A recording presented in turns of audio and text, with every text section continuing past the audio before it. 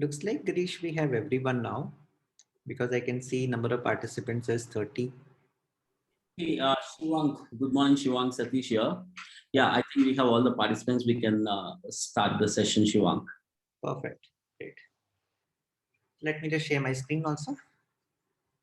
Sure. Okay, guys, can you quickly confirm if you can see my screen having a whiteboard where I'm Yeah. sort of writing welcome. Yeah. Yeah, sure, we can see. Awesome. So hello guys, this is Shivang. I will be your host for this particular whole training.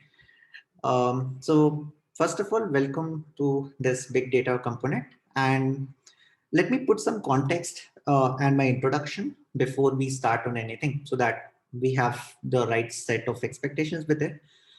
So first of all, this training is going to be highly interactive.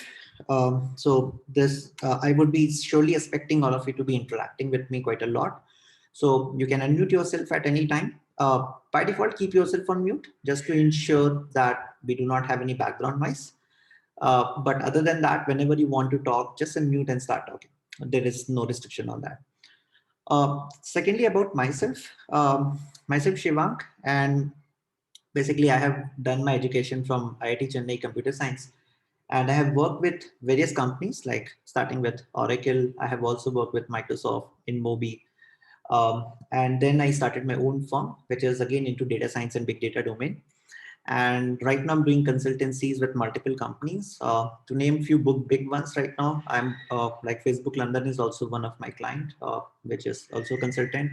I'm also working right now with Oracle as a consultant as well, along with few more bigger firms as well. I have sort of published till now 4 international research paper. I was the only Indian to have get awarded in Greece for one of the research paper at that particular time. Even in open source contribution, you will find my name a lot. Even you can easily find it on Wikipedia, also mentioned as one of the major contributor to some open source community sites, especially like in our consortium. You can even look at that on my name on the top contributor there. Along with that, this training is something which is my hobby. I love talking and kind of spreading my own knowledge.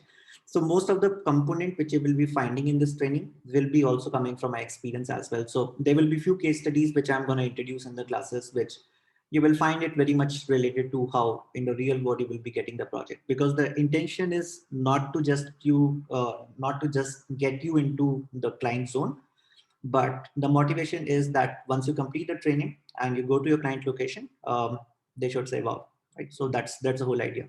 So you should be able to also excel in that. So what kind of challenges will come in when you will be working on this? So that's where we will go a little advanced. We will see that what are the real challenges come, which you may not find in books around easily, but these comes mainly from experience.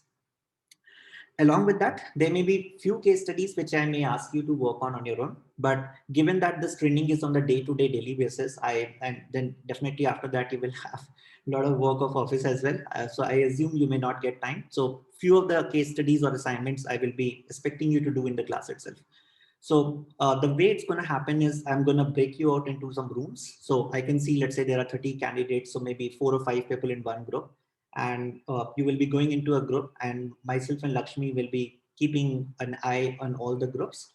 You will be discussing just like how, let's say you get into a team and start working on a client side, so that you get also that experience, and then basically you have to solve that particular case study. So I will be walking in few of the rooms. Similarly, Lakshmi will also be doing the same thing, and we will keep a track where you are. If you're stuck, we can help you out. And by the end, then I will present a solution to you that how we should actually be solving that particular part.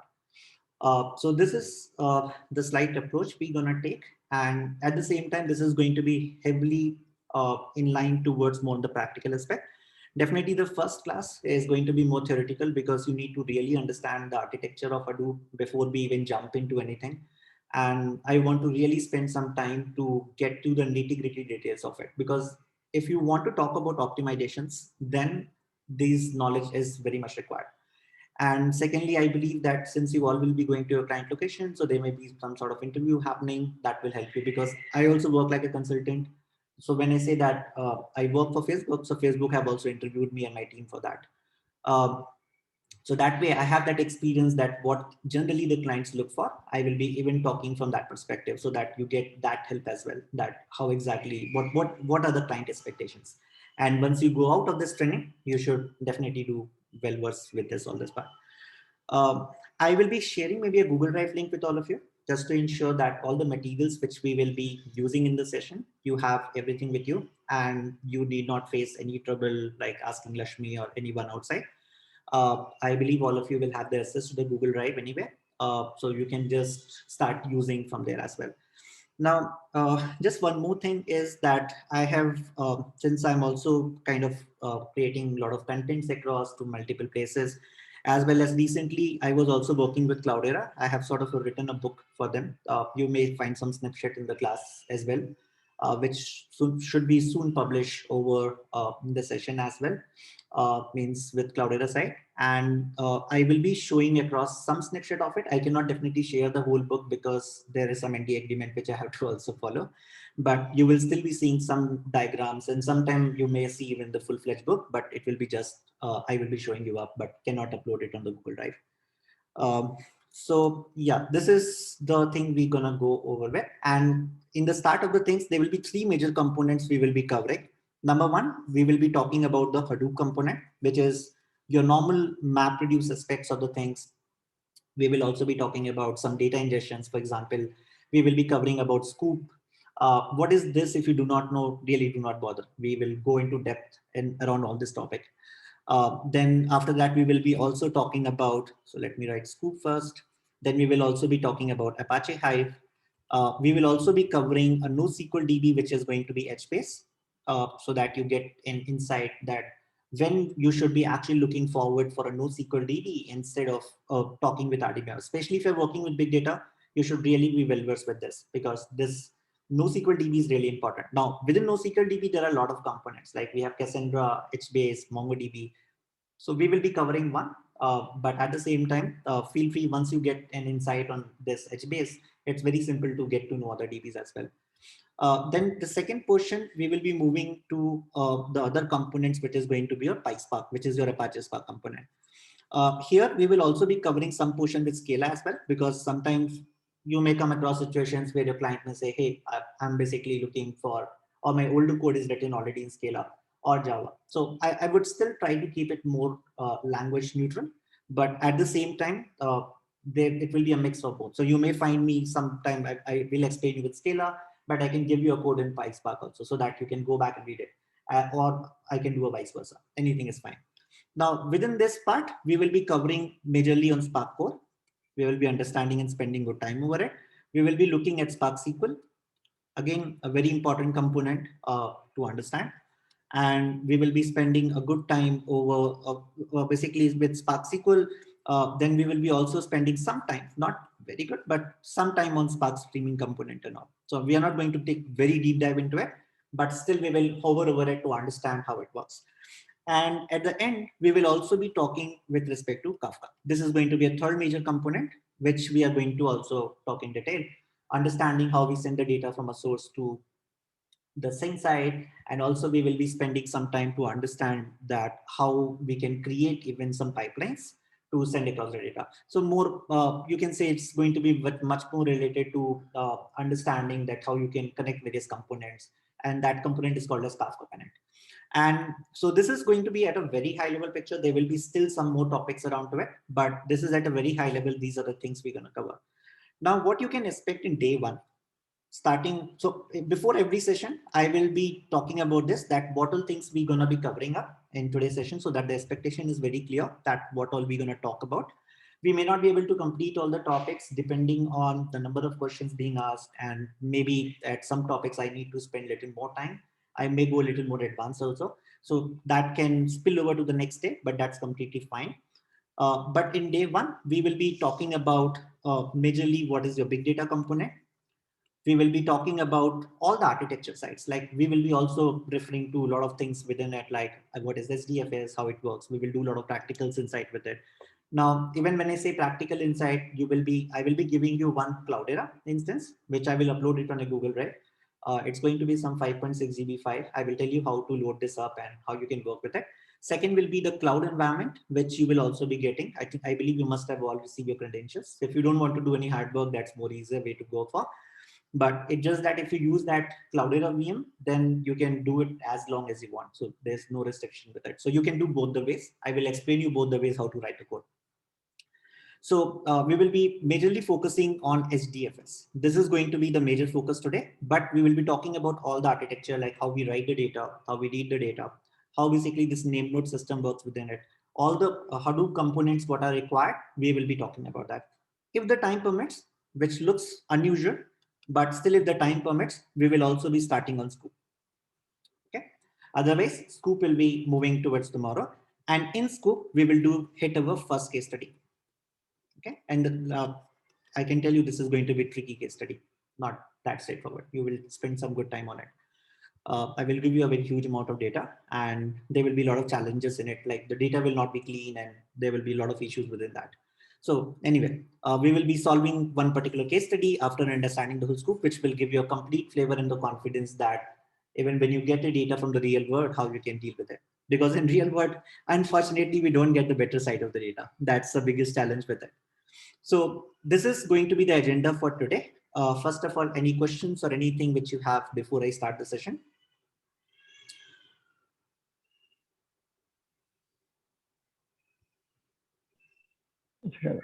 Nothing from our end. We are good, so I can start. Oh, then we are good. Hey, one thing, Shivang, Satish here. To that point to the groups, right? We already created some groups to make sure that we follow up, right? So Girish, can you forward that groups that we created to Lakshmi and Shivang? So us also will follow the same groups. Yeah, okay. Okay, so the way we are going to create a group within Zoom, we have this functionality. For example, I can see there are some 34 candidates right now sitting. So I'm assuming that 30 of the candidates will be as a learner here. And maybe I think one Satish, you are there who will be just joining in and joining out. So for those 30 candidates, we were thinking to have it like in a random way, because I want the every time a different team person to be interacting with each other. Got it. That's fine. Because while working with the client, you never know, maybe they have their own engineers as well. So yeah. It's good to work across with a different way. Sure. Sure. Yeah. Now, so let's start. So before we talk about anything, because we are sitting in this big data class, can you tell me what is your understanding about this term big data? Let's start with a very basic thing. You can use your chat box also, guys, if you're not comfortable in talking, though I would prefer that. But in case if you want to use the chat box, it's open in front of me. I can also look at that and can answer you as well. So can you answer me what is your inference from this big data? Guys, I need to be this session, I want you to. Yeah, sure. Like the big data term itself, self-explanatory. The big means the data is very huge, that which cannot be handled by the processors which we were using previously. So that much amount of data is coming and sitting. So the challenge would be like how to store that and how to process that. That's what the big data term is. So one key term I got is huge. When it comes to processing and storing, then how to work with that. Perfect. Can I get some more answers from somebody else? Your name is G House, by the way, anyway? It's Gauss. Okay, Gauss. Sorry. That's okay. So one answer I got this. Can anybody who wants to add something to this? So in the year 2009, I believe, there was sudden outburst of data due to social media and other platforms. So in order to handle such huge amount of data, the traditional systems that were existing, right, like RDBMS system was not able to handle either the storage or the processing. So in order to handle such huge amount of data, we were in need of a new system. So that is when this Hadoop came in, I believe. Okay. This is again related to this, Girish, but yes, you added a term, social media. Perfect. Anyone want to add something more? Yes, it is more on structured as well as unstructured data we can handle over the big data. Very good. This is what I was looking for. So we have structured and unstructured data.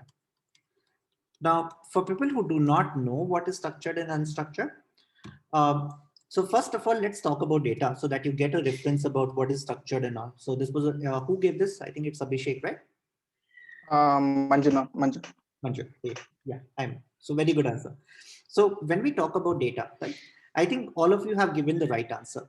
So I'm just defining it in more detail now. So like somebody said that when I talk about 1980s or 1990s time frame, at that time also we used to have data. But the challenge was that even though the data size was very small, but still we were finding it hard to store it, to process it. We do not know how to deal with that, even at that time. At that moment, companies like Oracle, IBM, these bigger companies came up, and even Microsoft, these companies came up and said that, hey, I give you an RDBMS solution. And if your data have some structure, which can be stored like a tabular format, you can go ahead and use our system. Now, you can not only store the data, but you can also go ahead and process your data as well. And you can develop interesting insight. And today, I need not tell you that these companies became giant, right? Because they hit the market quite well and they were dealing with the data, they became market giant today. Now, what happened with the growing demand? If I talk about, let's say, Facebook, like somebody I think talked about social media. Now coming to the Facebook. Now Facebook, if you look at it, it's just 15 years old, right? Not more than that, 15, 16 years old, not more than this. Now the challenge with them was, in fact, if you look at Facebook activities, what we do, we write some post, we upload some video, we upload sometime pictures, right? We do all this activity, we like or do some activities like that. Now, if you look at this, what's the challenge happened? We started uploading different kind of data, right? Now it's the problem was with Oracle DB or with Microsoft DB, what we had with RDBMS, the data used to be stored in a table format. So when I say table format, it's like a row column, just like how you see in your Excel sheet. So you can define some column names for it. Let's say I say an employee table. Now employee table could have a maybe employee ID and maybe it could have a name within it. Now within that I can say one and maybe name is, let's say, Aditya, right? So now if you look at this, I have a very fixed defined schema and I'm telling it to it that, okay, I have a row and I have a column within it. But if I talk about videos and pictures, now it becomes impossible to store it in RDBMS. I should not call it impossible because you still have the blob and glob columns to store it, but they are not efficient, as well as when it comes to processing, it becomes very next to impossible.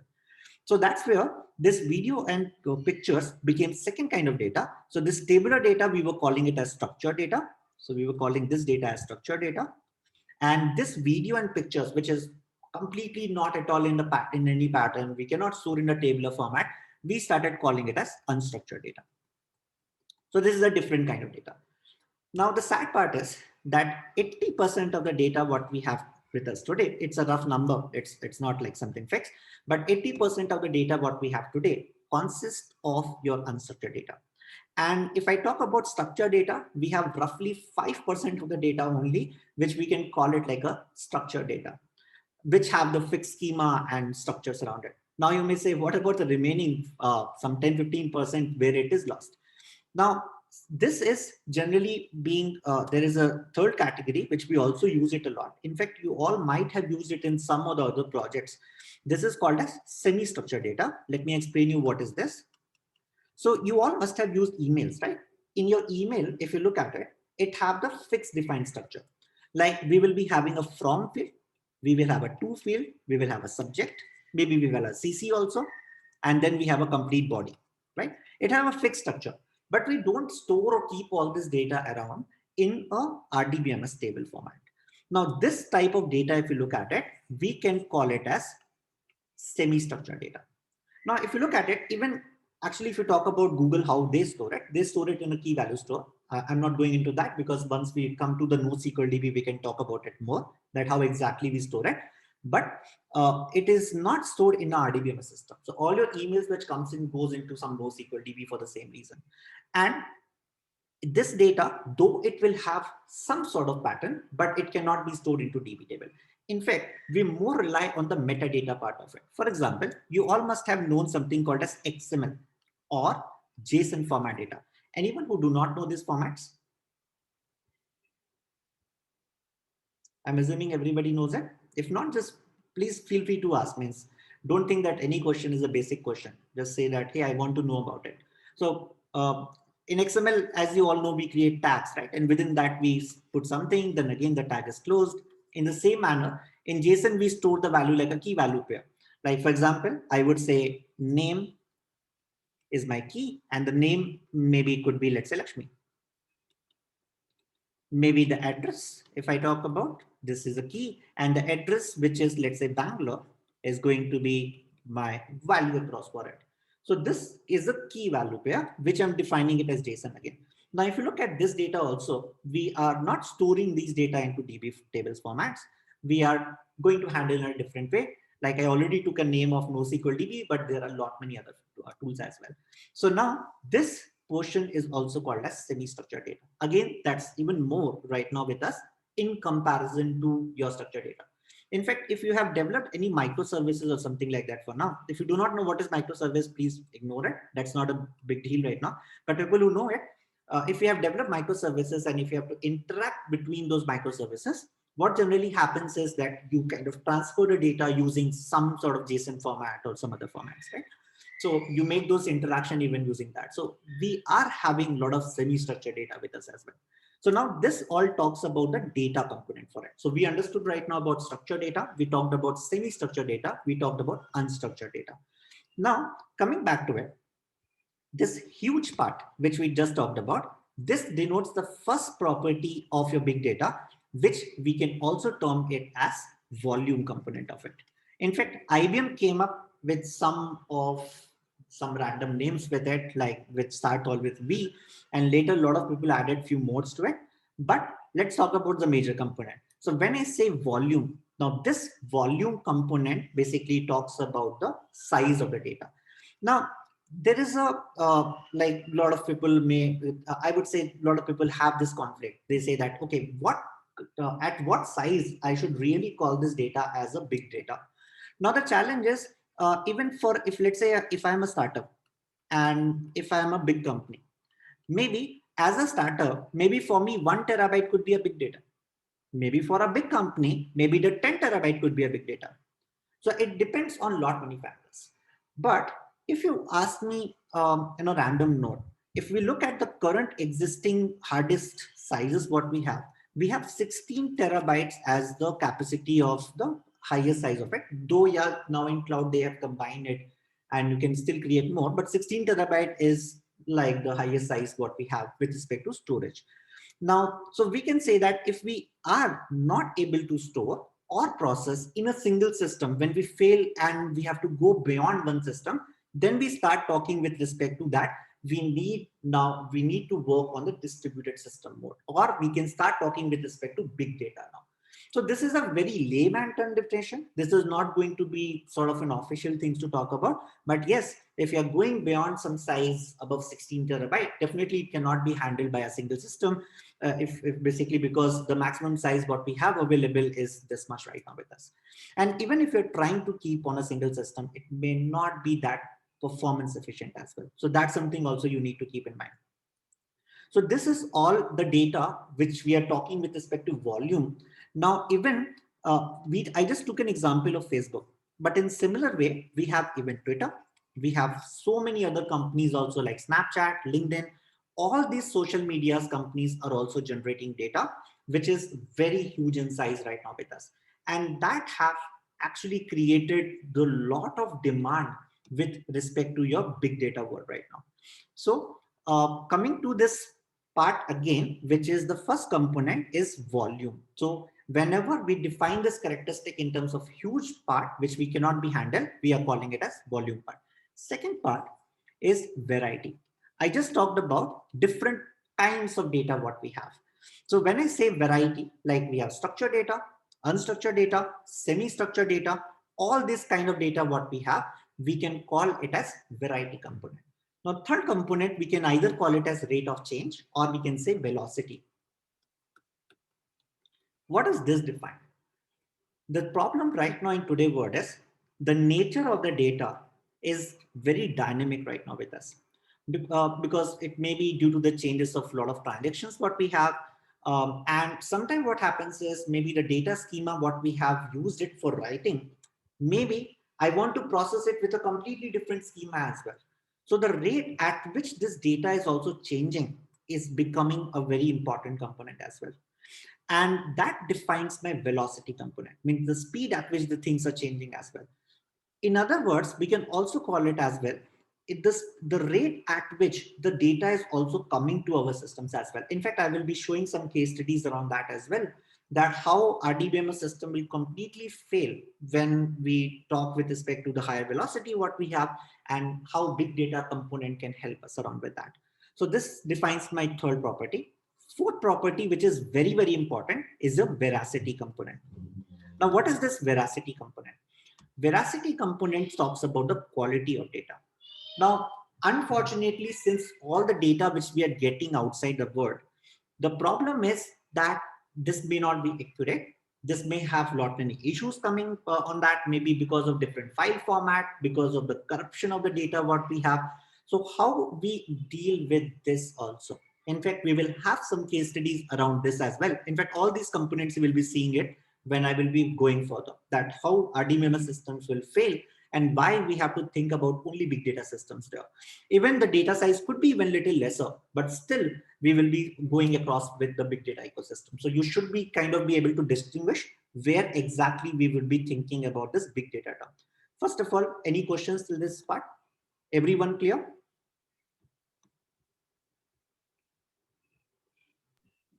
Perfect.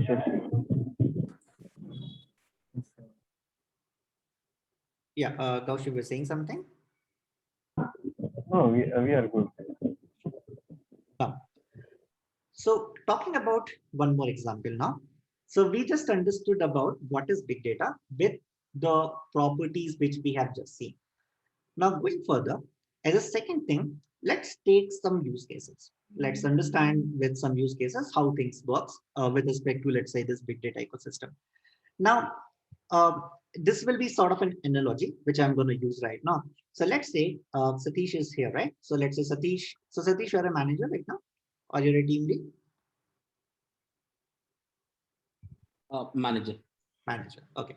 So Satish is a smart manager right now with us already. So let's say Satish have given a problem to one of his smart employee, and let's say he gave it to Abhishek. And Abhishek is the smartest employee, let's say, under Satish. Now, what happened is Satish said, hey, I have 1 terabyte of data with me. And maybe you have a laptop which is having almost 4 input output channels, maybe 100 Mbps bandwidth. And what I want you to do is maybe just write a code for me, which can just count how many total number of words are present in this file. It's a string data, but I just want you to count over it. Maybe I've taken 1 terabyte, you can even increase if you want. Now, if you have to do this on a single system, Abhishek being a smart engineer, he understood that I could use even the multi-cores, maybe he understood multi-threading programming and all that. And he wrote the best possible code for it. And he was able to, once the data processing happened, he was able to complete this whole thing in 45 minutes. Okay. So basically 45 minutes it took him to kind of process this overall complete data. Now, do you think Satish will be happy with this time frame? No, right? 45 minutes seems to be huge. Maybe Satish could come and say that, hey, I understand it's a big data. Maybe it could be 10 terabyte. Maybe I understand it's a big data, but 45 minutes is not reasonable because I have a lot more data other than this also, which I want to run the same code. And if you take this much of time, definitely it's not going to be a good scenario. So I need a better solution about it. Now, Abhishek went ahead, and I already told you that he's a smart engineer. So what he thought was, he came up with a solution and he said, okay, Satish, I can see there are so many laptops which are lying outside and nobody's using them. So I'm not incurring any extra cost right now. So can I use them up? Satish said, okay, go ahead. Now, what Abhishek did, he took 10 laptops.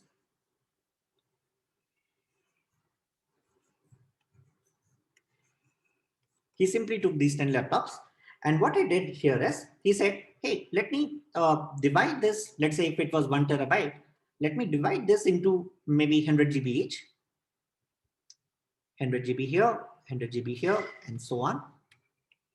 Now, once he have divided it, he was able to now process on all these 10 different machines. And once he finished, everybody can make out, since I'm using 10 different machines with division of data, definitely should be faster. Let's say he took closer to 4.5 minutes to complete this whole operation. Now, I already told you that Satish is okay with anything below 5 minutes. I already told you Satish have no issue with respect to cost. Tell me, what would be Satish's response? Do you think Satish will be happy with this?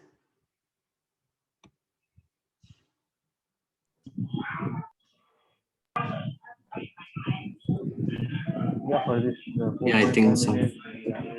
Abhishek and Gauss thinks that he should be happy.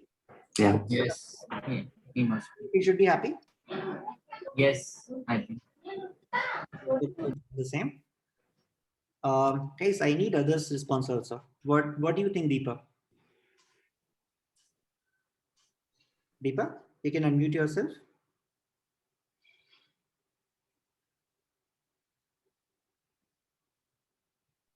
So I will take random names if you will not speak out, guys. Satish, you have to ensure that we will talk. Yeah. So as everybody said, looks like he should be happy. But to answer you, unfortunately, looks like not. Let me tell you the problems with it. There are a lot many issues. Number one, if you look at this, what Abhishek did here is he took 10 machines and he started working on it. This he did manual division of data, right? First of all, there is a high chance of manual error issue, which he can do it. Maybe he can write a duplicate copy here. Second big problem, think about it. What about if one machine fails? Do you think Abhishek will be giving the right answer? Because if you're using more machines, definitely the issue would be that there could be challenges coming with it now, because machine chances of failure will increase when you're using more machines. Right now it's 10. Assume that he have used 100. Then definitely one machine can fail at any time. But in case if any one of his machine fail, then there will be another problem, right? He will not be able to return the good result out of it. Third thing, if you look at this right now, he did this manual division. Then after that, he started aggregating all this output. All this manual thing he's doing. Don't you think he will end up taking more than 4.5 minutes? Right? So again, this is a big challenge which will follow for him. Now, why I took this example? I have not yet introduced you with Hadoop ecosystem at all, but I want you to leave with a thought process, how we start thinking of Hadoop. How exactly Hadoop thought came in. Definitely, Abhishek have still not given the right answer, but at the same time, he's close to kind of come up with something interesting. If I ignore the second part, which is, let's say a machine fails, let's ignore this part for some time. Can you all feel a need of an ecosystem where I can simply say, hey, I want to send my 1 terabyte of data, I want to save it, and I want to run some code which should be counting the total number of words and aggregate for me. So are you all feeling the need of some software where I just tell him that, okay, take this data, take this code and run it for me and give me the aggregate result. So if there is some software which can help me with this or some framework which can help me to do this, that would be quite relieving for us. And that's where I leave you with the thought process of Hadoop. I have still not introduced Hadoop. There are still a lot of things which we have to talk about, but this is at a very initial level thought that how we can think about Hadoop system, how we can think about distributed system, where exactly this problem falls up. Now, any question on this? I hope this analogy is clear to everyone. Perfect. Now let me introduce you with another example to understand this Hadoop ecosystem in more detail. So let's say two more people join Satish team. So let's say here I have Satish. Let me.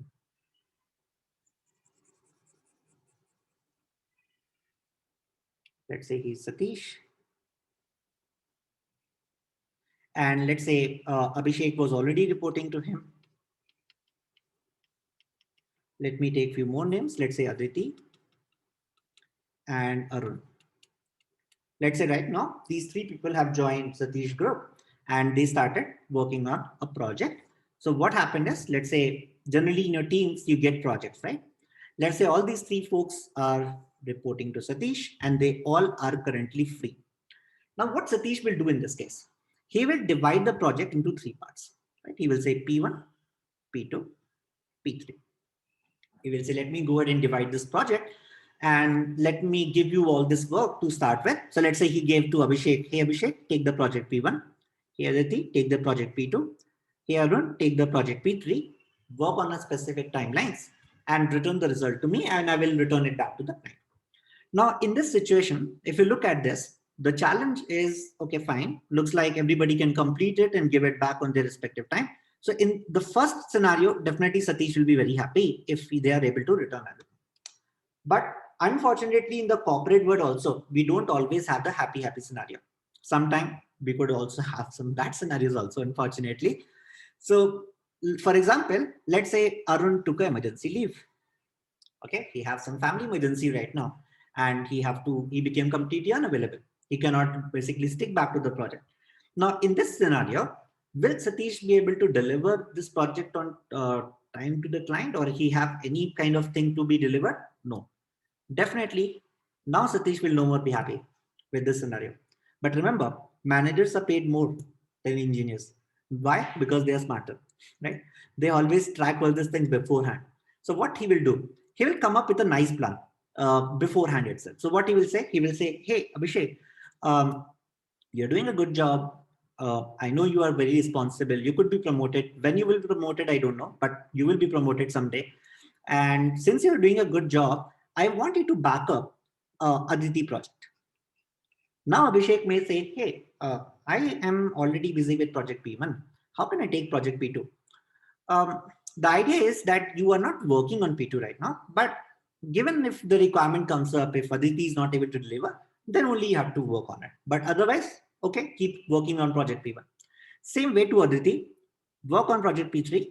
And to Arun, can you tell me what should be the project? If you are in Satish place, which project you will give to Arun? P1. P1. Very good. So P1 should be coming to Arun. Now in this scenario, if Arun took an emergency leave, who is going to cry? Who have to put extra night outs? Aditi. Aditi. So Aditi will be putting a lot of nights out. So definitely she will be like this. Definitely Abhishek will be showing all his teeth. And anyway, Satish will be smiling because he did a good job. He can pat on his back to did a good job. So definitely Aditi have to put night outs. Maybe the project can still get delayed because she have to do extra work. But at least from the Satish point of view, the project will be delivered. And maybe he have taken some extra time for all this. So all these components, if you look at it right now, what is happening around that in this situation, Satish is able to deal with this part and everything works like a happy scenario. Now, one more thing managers do, and Satish can very well relate to it. And if there are any team leads here also, they can also relate to it. Generally, managers, like for example, Satish may have a big team. Now, he cannot remember who is working on what. You don't have all that idea details about it. So what generally managers do is they create a file, and in that file, it could be anything. They could be project management software, or it could be some Excel sheet where he will be keeping all the details. Like he will say, hey, I have a project P, which I have divided into P1, P2, P3. And I have like this project to basically Abhishek. If I talk about Abhishek, Abhishek have the project P1 and P2. Similar way, if I talk about Aditi, she have the project P2 and P3. And if I talk about Arun, he have the project, let's say P3 and P1. Okay. So this is how the current distribution of the projects also looks like. Now, why I took this example? The reason I took this example is because your Hadoop works almost in a similar approach. Okay. I'm not saying that it's exactly going to work, but you can very well relate right now with your Hadoop system also across with it. So what's going to happen with this? Now, definitely, it's no more going to be the basically the humans involved. It's going to be machines now. So number one, if you look at Satish and the employee relationship, can you see this is the master slave architecture, right? It's a master slave. Like Satish is going to command, and Abhishek, Aditi, and Arun have to complete that particular task. So it's a master slave architecture. So the same thing now. Let me draw it here. So let's say this is going to be my 3 parts. Now, first thing is these are all machines. These are no more humans. So, but it follows the master slave architecture.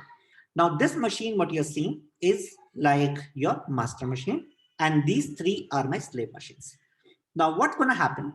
Now, here we were getting projects. But when you're working on the big data projects, you're no more working on the projects. In fact, you are going to get files, directories on which you will be doing some processing. Like in the last example where Abhishek got a 1 terabyte file.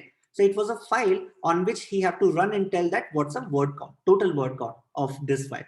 Same way, if you look at this here, so we will be getting a file. So now with this file, there will be some sort of division. So let's say I got a file P and this file is divided into P1, P2, P3.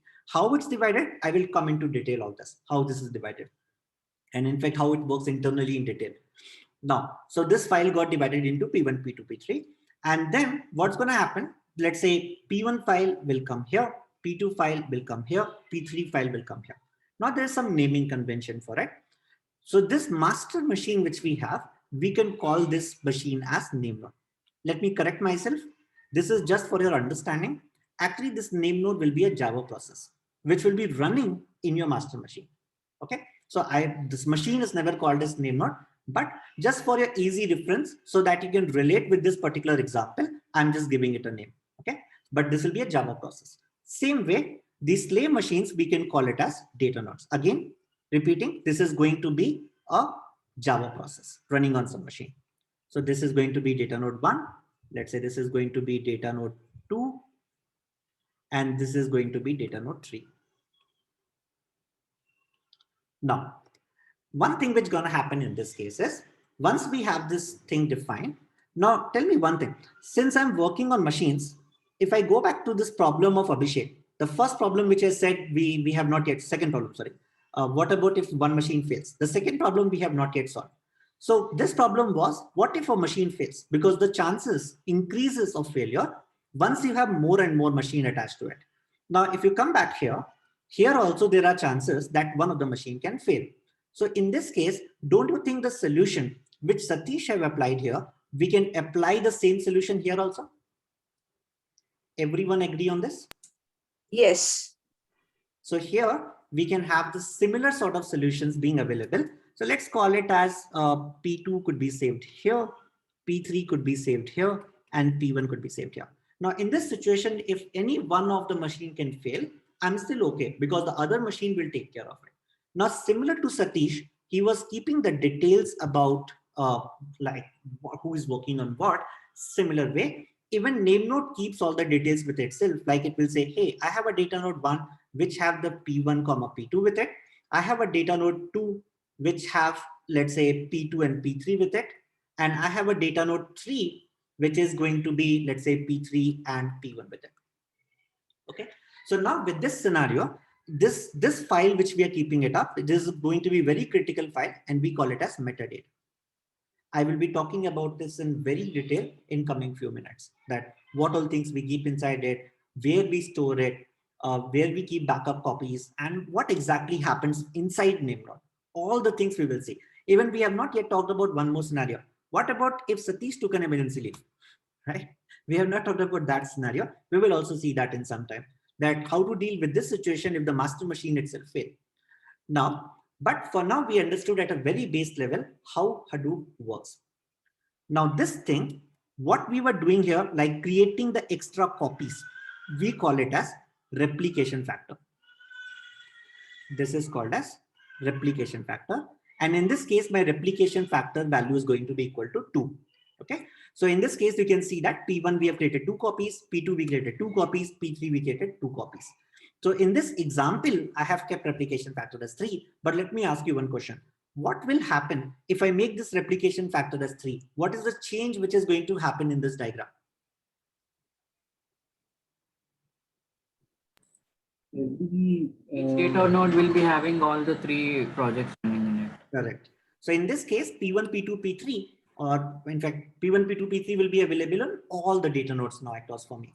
So this is the replication factor part. Now, one thing, this replication factor, they have decided to keep it 3 as a default. Can anybody tell me why? Why they might have kept it as 3? Why not 2? Why not 4? Why not 5? Why not 6? Can anybody think of, means I'm not expecting an exact correct answer, but can anybody think of why they kept it as 3? Actually, statistically there isn't like a theory where failover look like something happen and something crashes. Like 3 clusters or 3 nodes are sufficient. Like something statistically theory is there. That Okay, that's close answer, Gauss. Can I get more answer in addition to that, what Gauss had just said? So like he said statistically, but I need more detail, like what statistics he's talking about.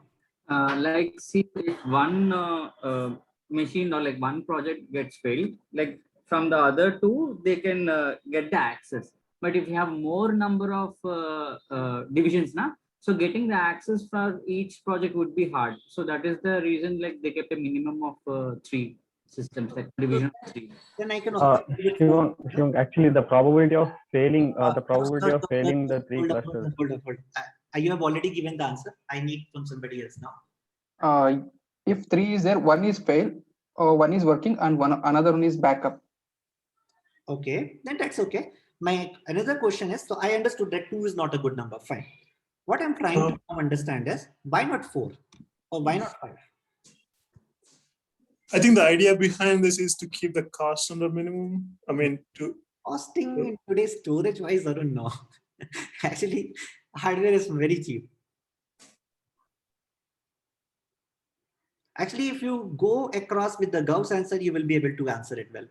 So can anybody think about it? And he was very close to answer it. That's the reason I have stopped him, so that let other things also about it. Yeah, Shivang, at any point of time, one system can go down, and 2 systems going down would be a rare scenario. So that is why 3 would be the ideal number for replication factor. Okay, that's a good one. Now, let me give you an answer, which actually Gauss was trying to also give. So let's say, this is just an assumption. Let's say there is a chance of one machine failing, or one machine failing is, let's say, 5%. Okay, one machine can fail with 5% probability, which is pretty much okay statistically if we talk about. So that means with 95% probability, it will work fine.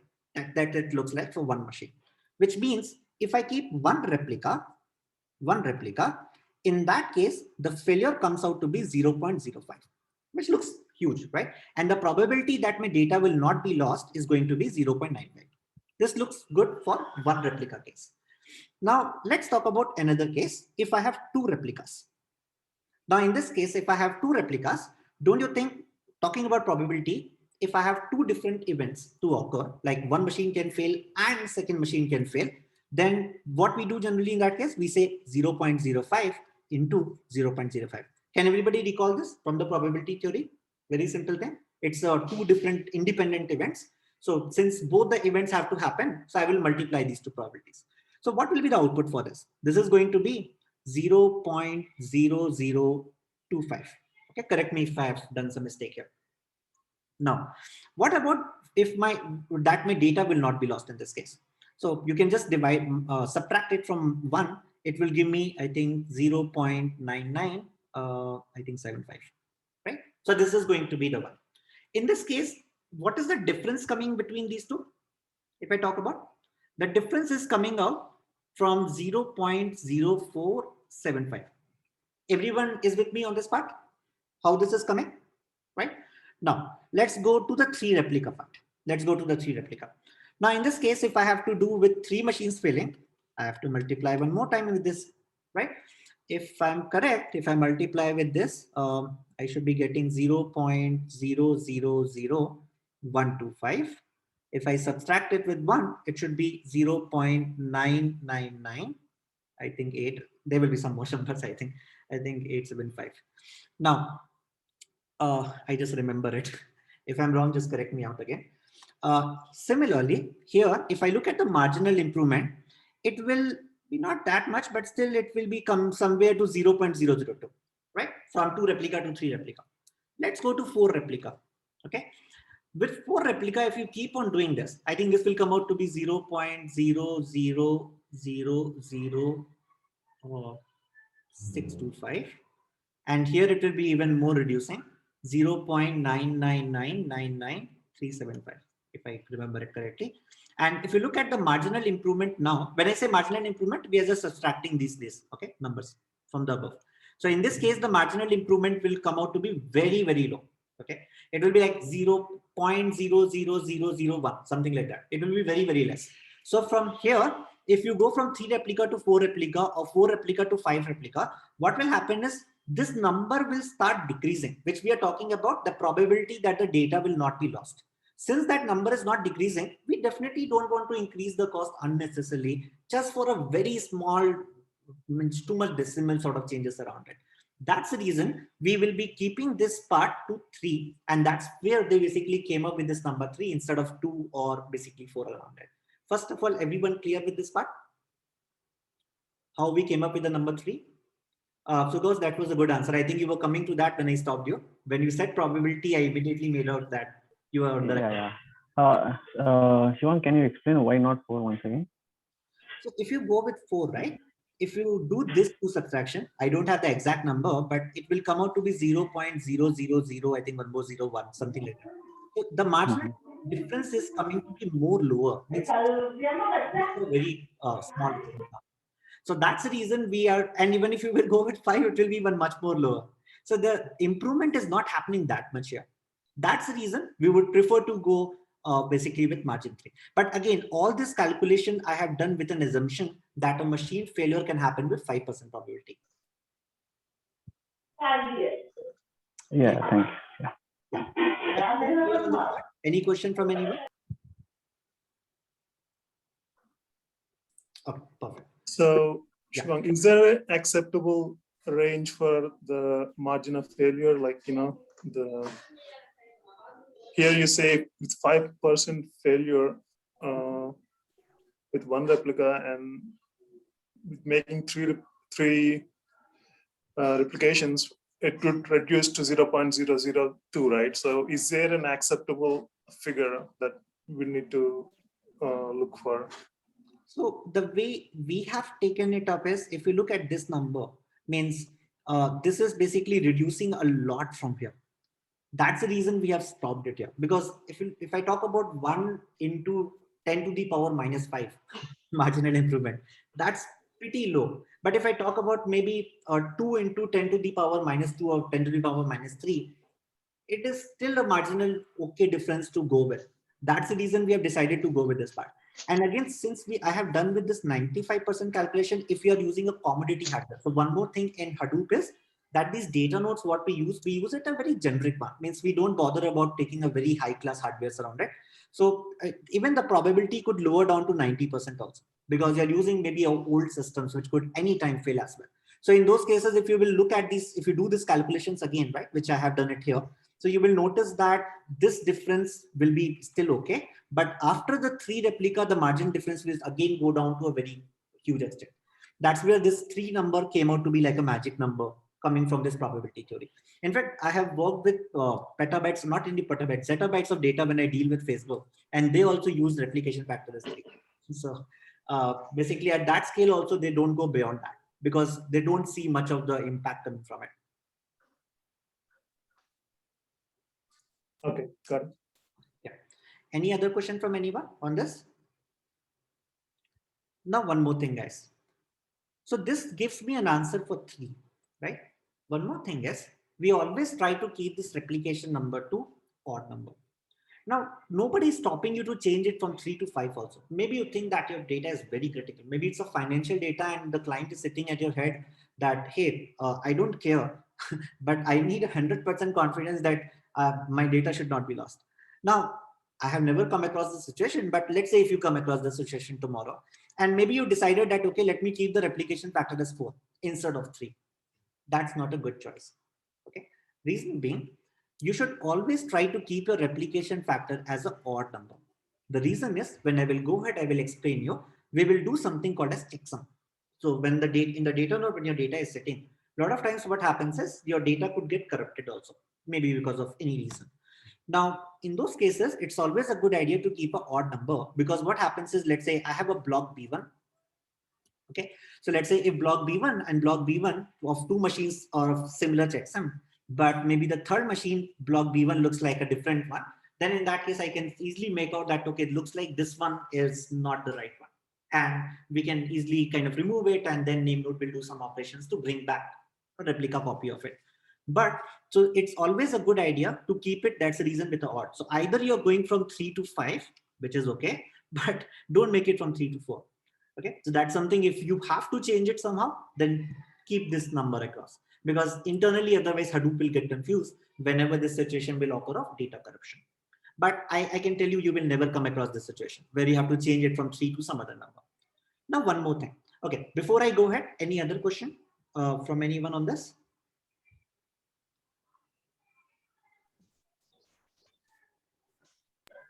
So Shivang, it is basically to identify the the odd one, isn't it? Identify The different one. Let's say, for example, 3 to 5 you are telling, right? Yeah. B1 and B2 are similar, and third one is a little different. Correct? Yeah. Okay. Yeah. Means, think of it like this. Maybe B1 got corrupted, right? In that case, checksum of these two will come same, but checksum of this will come different, right? So we will get to know that something is wrong here.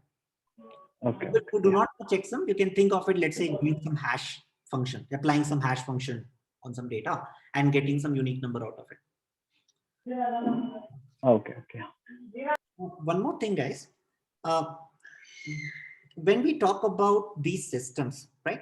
Now, I just talked about this part where we were storing this data. Let me come back to this old diagram. So we were storing this data. Now here, one important thing which comes up, this storage component, what we are using here, we call it as HDFS, which we are going to talk in detail today. Okay? This is called as HDFS, which is, we can also call it as Hadoop distributed file system. Like I said, I will be talking about this in very detail today. Second important component, that should most likely fall tomorrow, but we will still see if the time permits, is going to be a MapReduce or Apache Spark. Now, what is this? So if you look at this here, definitely there should be, when I said that, okay, I want to count the total number of files here, or sorry, total number of words present inside this file. So in that case, I have to definitely send some code, right? Otherwise, how it will work? I need to definitely send some sort of code here in order to do this. So this code, which I'm going to send here, we can either send it using MapReduce or Apache Spark. And we will talk about both of them in detail, that how it works, how they differs, how one is faster, one is slower. We will talk about all of them. But this is the second important component.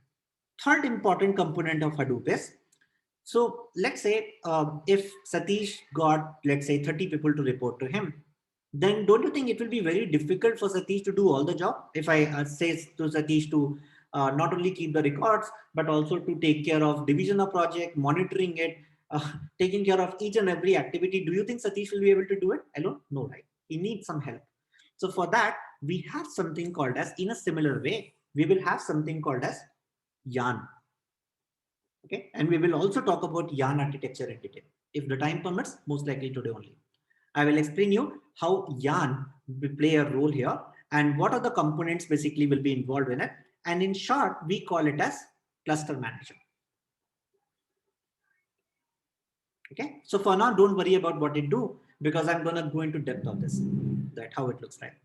Now, so these are the three major components what we have today with us in terms of HDFS, which talks about storage, MapReduce or Apache Spark, you can think of it like a processing component, and YARN, which we can call it like a cluster manager, which will help me to manage the whole clusters across with it.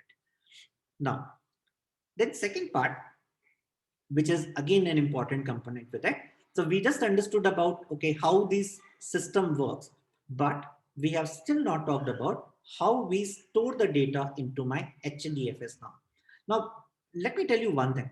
Even this storage, what we are doing here, we are, if we say DFS is something different, it's not. So if you know about your Linux systems or Windows system, operating system, they use some sort of file system within it. For example, you could have either a NAT system, or you might have heard something like a FAT32, right? I mean, if you do not know about them, don't worry about it. It's just that you should be aware of these terms at least, that, okay, these are some systems which are available. HDFS also use the same thing. There is no as such any difference with it. Now let me talk about how basically we a file system in Linux or in any operating system stores the data, so that after that we can easily understand what is the difference your Hadoop distributed file system will bring in. So let's say I have a file which is, let's say, of 1 MB. Now in this case what happens is it divides this file into 4 KB each. Okay, it keeps it like a small blocks. It's, you can think of it like a portions, partitions, what it will create with it, and it will store it. So let's say it will create a file B1 here, it will create a file B2 here, and it will create small partitions and will store in this manner. It basically do it for the random fast reading across, and lot many advantages you have with it. I'm not going much into detail of this because this is again related to your simple FAT32 systems and all that, how they use it. And one more thing what it do is it do not keeps the data in memory basically in the same manner. Let me show you what I mean by that. So if I have to draw your memory, so let's say this is my memory. I'm just going to create some random things here so that you get some insight from it. So in memory, let's say this is my memory location 0, 1, 2, 3, 4, 5, 6, 7. Now, let me tell you here, when I say this memory location 0, 1, actually internally it's not like that. It will be some hexadecimal number, but just for your understanding, I have kept it simple. So maybe it will say that, okay, in memory location basically 0, let me keep B5 file. Okay, maybe in memory location 3, I'm keeping B4 file. In memory location 7, I'm going to keep C7 file. Maybe in 6, I will keep B2 file. In 2, I will keep, let's say, B10 file. I'm just randomly putting some numbers. Okay, maybe C is a different file and B is a different file. But if you notice, we are not keeping in the same sequence. This is how it stores it. This is how internally, though it will be very optimal if we would have stored it in a sequential manner, but there are some reasons why they don't do it like that. If you have done any C programming, especially if you have worked with the pointer logic, then you must be very well aware of it. Now, then if we are doing in this manner, definitely I have to basically in this case also need to have some memory mapping, right? Otherwise, how I will know that where the data is sitting? So for that, there is a memory mapping file within this, what your file system keeps, and it keeps it like this. So I will have a file name. This is going to be file name. I will have a block ID, and I will have a memory location. Okay? I'm just writing it as ML in the short form. So I will keep it like this. File name is B, and the block ID is B5, and maybe the memory location is 0. Okay. Similarly, file name is B, a block ID is B200, and this is going to be 1. So this is the way it will be storing the data. So this is your final storage memory, and this is going to be your metadata, or you can call it like a mapping table within it. So this is how the internal system works. Now, Hadoop also follow the same approach. It do not basically follow any different approach with it. It also take the help of the same file system here. And the way it works is, so first of all, it divides the data into some blocks. Now what happens is, let's say if I have one machine here, let's say I have to draw, let's say, some 8 machines. Okay, 3, 4, 5, 6, 7, 8. Let's say I have total 8 machines here. Now I have a file which is of, let's say, 900 MB. Okay, let's say I just randomly took this number.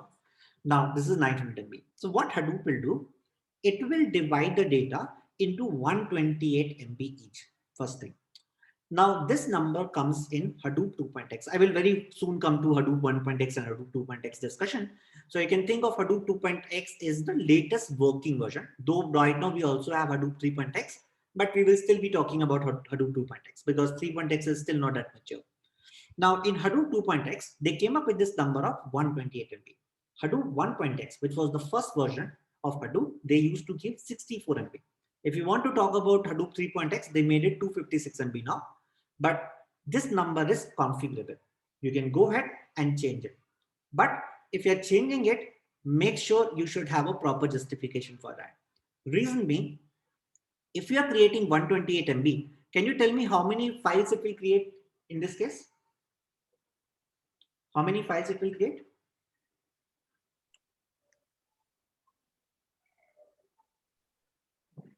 8.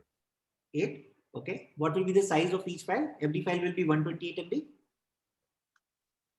I think 7 will be created each of 128. Correct. So 7 files will be with respect to 128 MB. So like one file will be 128 MB here, 128 MB here, 128 MB here, 128 here, 128 here, 128 here, 128 here, and the last one will be of 4 MB. Okay. If you compute this, you will get the same thing. So let's say this file will be divided in this manner, and then these will go inside these machines. Think of the same distribution from the example of manager and an employee. Now, when we are storing this 128 MB file, it will again go back to the same way how we were doing it here. So this is the internal storage point of view, how we work with respect to our HDFS. First of all, everyone clear with this? Any question on this point? Yeah, I have a question, Shivang. Yeah. So where will this metadata of the file be stored? Metadata of this block will be stored with the name node. Okay. Okay. So this will be the metadata information which we keep. As you recall from this, this is the local Linux file system or whatever you're using. They internally, like for example, if you save, let's say the current training file, which we are using. So it also will create a mapping internally with the Linux system, right? So the same thing will be used by SDFS also. There will be no difference. So it is leaving to the local operating system to do all this work. But this part will be taken care by the name node. Got it. Any other question from anyone on this? Shivang, last file is 4 MB. Yeah. If I need to add another 100 MB, it is continue from 4 MB or it is going to create the new file? That's a good question. So first of all, in Hadoop, you cannot do any edit operation.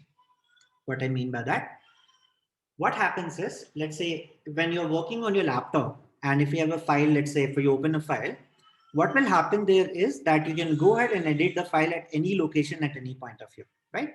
But in Hadoop, once the file is written, you cannot go and edit anything within it. It will be only used for reading purpose.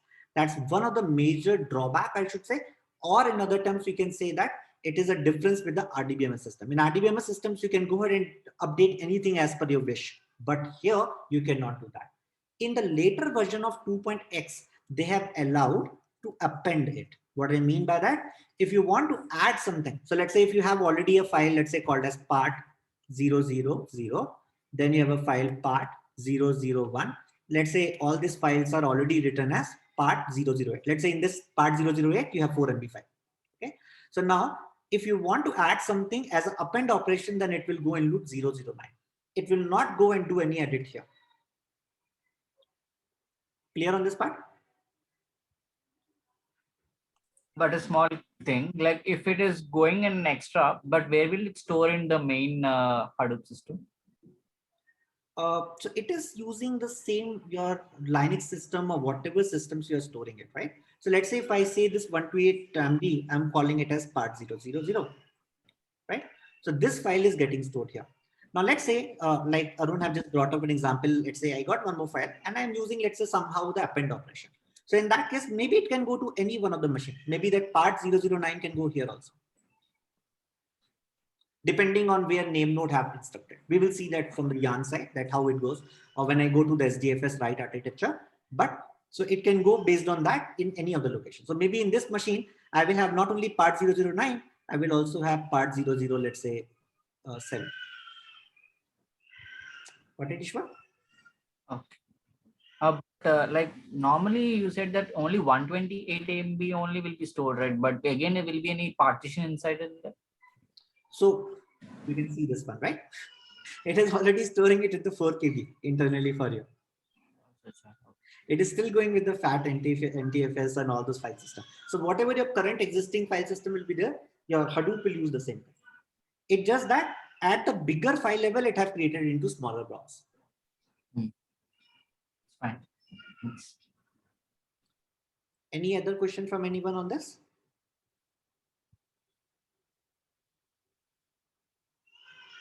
Okay, perfect. Now, let me bring up another interesting thing. So we just understood right now about the HDFS component, that how we keep the data around it. Now, one more thing which I want to talk about, I just introduce you with 3 major ecosystem. One is your HDFS, which is for your storage. Second is going to be your MapReduce or Apache Spark, which is for your processing. And the third one was with respect to your Yarn, which was your cluster. Now, let me quickly walk you through how the whole big data ecosystem looks like. Okay, how different components which we are going to learn in this training, how they're connected with each other.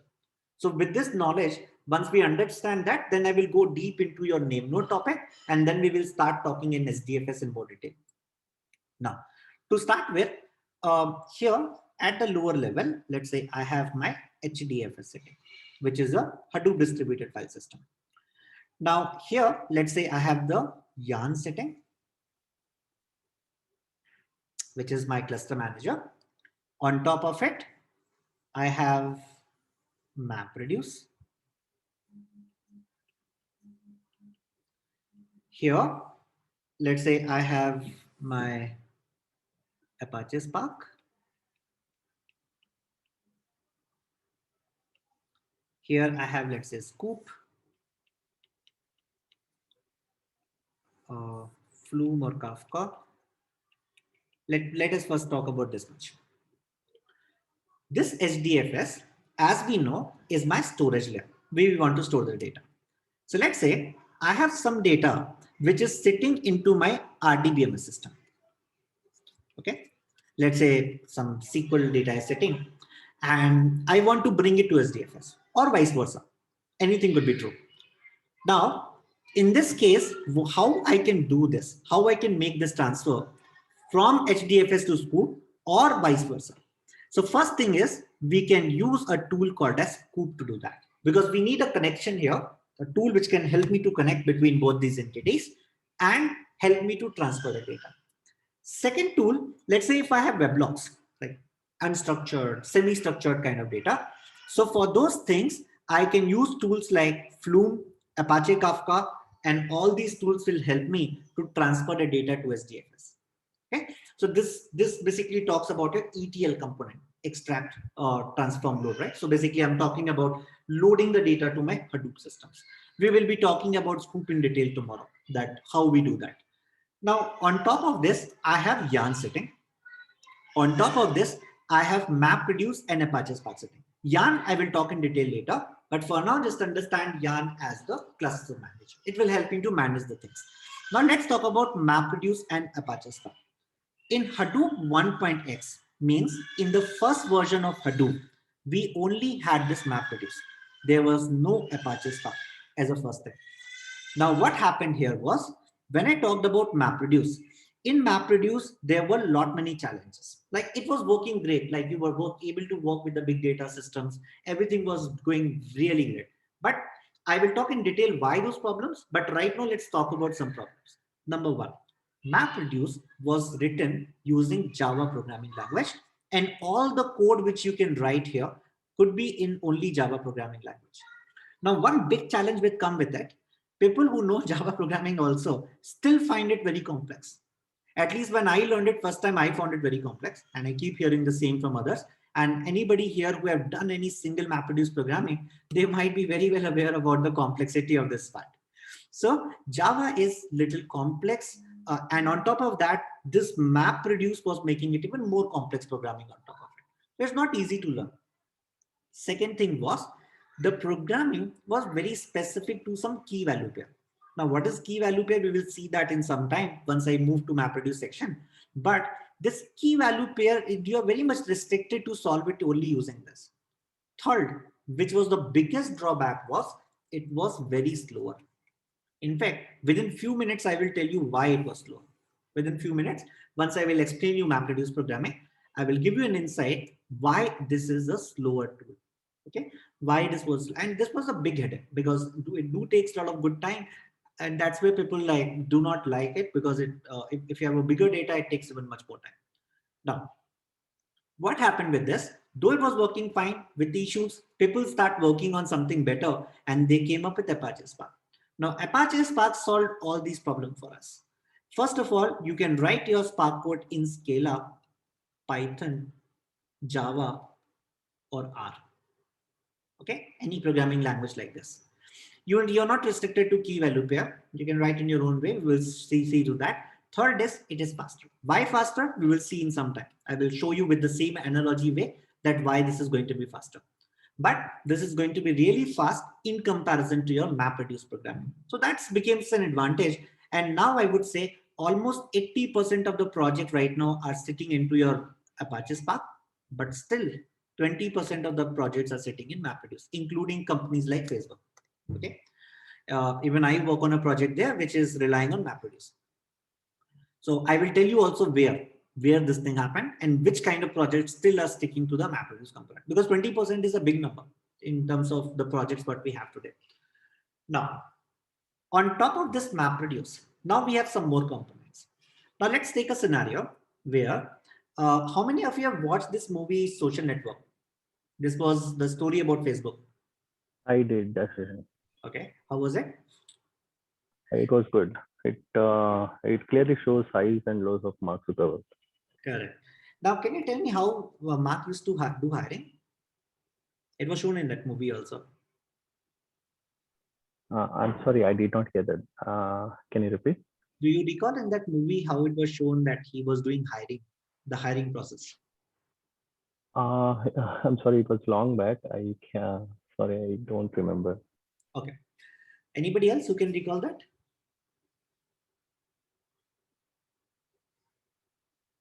No one? So everybody only work? Watch that movie. It's an awesome movie actually. So one thing was when Facebook started, I don't know how many of you know it, it was only among universities. It was not made public for everyone. And at that time, if you recall, Orkut was dominating in the market. Orkut was like from Google, and they were like completely dominating in the market. Now, Facebook at that time itself, when they started it off only among universities, even at that time, Mark have kept a very strict criteria to get into Facebook. They used to conduct the sort of hacking competitions. Like you sit across, you have to hack into a server, maybe in a university server, and once you do that, you get the job. So means brilliant people only used to go to Facebooks, even from starting. So now with this, what Mark did when the data was really not that great for them, but it was just among universities, Mark basically at that time hired a team of SQL developers. Okay, because there were like user details and all that, which were all structured, and it was all working fine with respect to it. Now, with these SQL developers, one of the concerns which came up was the data started growing when they moved from university to public model. In fact, it moved so fast exponentially that even Mark might not have predicted it. It went so fast. In fact, some 5 years back, I read a fun fact. You can go and check it also in Mark timeline. It was some 4 or 5 years back. Mark have written that today the number of users who are using Facebook is equal to total number of people living on this earth 100 years ago. It's a huge statement actually. Today, the number of users who are using Facebook is equal to total number of people living in this earth, not one country, in this earth 100 years ago. Now it's 5 years back statement. Now definitely it have increased. So you can imagine the scale what they have gone, and with a very small time frame. So at that moment they realized that the RDBMS systems are not going to work for them. Now the challenge was what to do in this case. One solution was that they reach out to some training center and get their people sort of get trained on it. Not a very good solution, because maybe the SQL developers may not want to get transformed to some programming, because again, if you recall, at that time only MapReduce was there. There was no Spark. So it was only MapReduce, and this is completely Java. So they may not be able to do that well also. And at the same time, they may not be interested in that. They will start going ahead and basically resign and go to some other level because they are smart engineers. Second thing could be that Mark can fire these all SQL developers and hire a new team of MapReduce guys. Again, not a good solution, will bring a very bad name, and they are already good into what they do. So it's not a good solution again. Now, what he did in this case, actual thing what he did was he created a magic box. Okay, he created a magic box. And what he said, okay, SQL developers, write your code in SQL. I will somehow convert this magically into MapReduce and will execute it. So you need not know any MapReduce programming. I will take care of it from basically from my magic box. This magic box, they named it as Apache Hive, and later they made it open source. Okay, so this is what basically they did as a next step, and that is what they came up with on top of MapReduce, Apache Hive. In fact, even today, Apache Hive is very prominent, even after indulgement of Apache Spark. I will tell you why. Okay, it's sometime. Now, the second thing is, so we talked about Apache Hive. Again, you're writing SQL code and everything, but what about people who write scripting language? Now, at that time, Yahoo used to be like Google. Nowadays, they're not. But at that time, Yahoo used to be like Google. They used to contribute a lot to the big data community. So they said, okay, fine. Hive, you can use it for SQL development. But what about scripting people who wrote like shell scripting, Perl scripting, those sort of people? So for them, they came up with something called as Pig. Don't ask me why this name. I know it's a weird name, but they came up with this name. And a joke which prevails is like, just like pig can eat anything, similarly, this pig can also eat any kind of data. Structured, unstructured, doesn't matter. It can eat any kind of data. That's the reason this name. But yeah, it's a weird name. I know it. So for scripting people, you can write the code in script. It will convert it to the MapReduce and execute it for you. So you need not bother about this also. Third thing, which became famous was Mahout. This is mainly for your ML things, machine learning. The challenge with Mahout was it was very, very slow. Okay, because anybody here who have worked on machine learning or deep learning things like regression, classification, clustering, anybody who have done that? Yes, I have. Okay, so Karthik, you will be aware that in machine learning algorithms, you do a lot of iterations, right? For example, in data, you have the gradient descent. It have to do like a lot of iterative way, so it takes time. MapReduce already is slow. Iteratively, it have to run so many MapReduce program here, and that will make it even more slow. So this Maha on ML again was at that time it was good, but later people have kind of slowly went away with it. Nobody used Mahout, at least what I know of in my client zone. Now, on the other hand, in Apache Spark side, they came up with something called a Spark SQL. Again, think of it just like Hive, but it's going to be faster. Why? Because Spark SQL can convert your Spark SQL written code into the Spark way. And since your Spark is faster, this is also going to be fast. Because keep this in mind, Apache Hive, what it is doing, Hive is you're writing a SQL code, but that SQL is getting converted to MapReduce only. Since MapReduce is slow, even your Apache Hive will be slow because you are also giving some conversion time also here. Though very minimal, but still there will be some time. Similarly for Pig and similarly for Mahout also. But on the other hand, since Spark is faster and the SQL code which you will write in Spark SQL will get converted to Spark way, it is going to be faster. Now, what is Spark way? I have not yet taught you. Okay, this is just at a high level. I'm giving you all these insights. We will come to all this in detail. Now, so this is Spark SQL. Now, why I said Apache Hive is still used? Because now you can also run your Hive query on top of Apache Spark. Means you write the code in Hive, it will not convert to MapReduce, it will run in your Spark query. That's the reason Apache Hive is still prominent in the market. In fact, you will find it more getting used than Spark SQL. In fact, I should say it in a right way that Hive is kind of being embedded inside Spark SQL. You can write your query like that. But Hive is very prominent right now in the market. So you will come across many projects where you may have to work on Apache Hive. Second thing is Spark MLlib. Now this thing completely dominated over Mahout. So Spark MLlib is the machine learning part related to Apache Spark. You can write a machine learning code on top of Apache Spark. It will convert it into the Spark way and run it in the Spark way. That's the reason it's going to be faster. Third thing, which was a game changer, was Spark streaming. Now what happens is, when we talk about MapReduce, you can only work on the data which is the batch processing data. When I say batch processing, you mean you can work on the historical data. Just like you take out your clothes and maybe keep it for 2-3 days, you can keep collecting it and then you wash it all together into a washing machine, right? So that's a batch processing. But what about the case when I'm getting the data in the real time?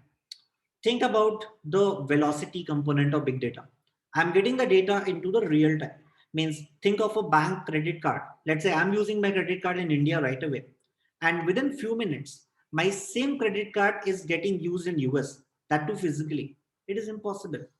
Now, in that case, what a bank is supposed to do? Should they block it or should they let the transaction happen and let you know later? Generally, they block it. They don't let it happen, or they will start giving you a phone call to see whether it's a genuine transaction or not, right? Then only they will approve it. So this way, if you look at this process, what just happened here, it's not, means as soon as you entered your card details and it went through a network, immediately in the real time itself, you are getting some resolution for it. Now, this type of thing is done with the help of Spark streaming. Means as and when the data is coming, I want to take some processing to be done and accordingly take some decisions on top of it. So this was not possible to do here, but it was possible to do with the help of Spark streaming. Now within Spark streaming, they came up with structured streaming and all that. Don't worry about it. Once I go to the Spark topic, I will talk a bit on this. Now, one more component, which was, this is not very famous, but still you should be aware of it, called as graphics. Basically, whenever you have some node relationships, for example, Facebook friends, so where you can generate graph, A is a friend of B, B is a friend of C, and so on, right? So you can generate all those graphs. So that you can do it with the help of graphics. Now, this is at a very high level, though I can keep adding much more components to it, but this is at a very high level how your big data ecosystem looks like. Everyone clear with this part? Any questions on it? Or if you want me to repeat on anything, please ask. And this is at a very high level. I have not yet gone to anything in detail. Shivang, the only good thing I see it on your screen is Mahot, because that seems to be like Indian name, right?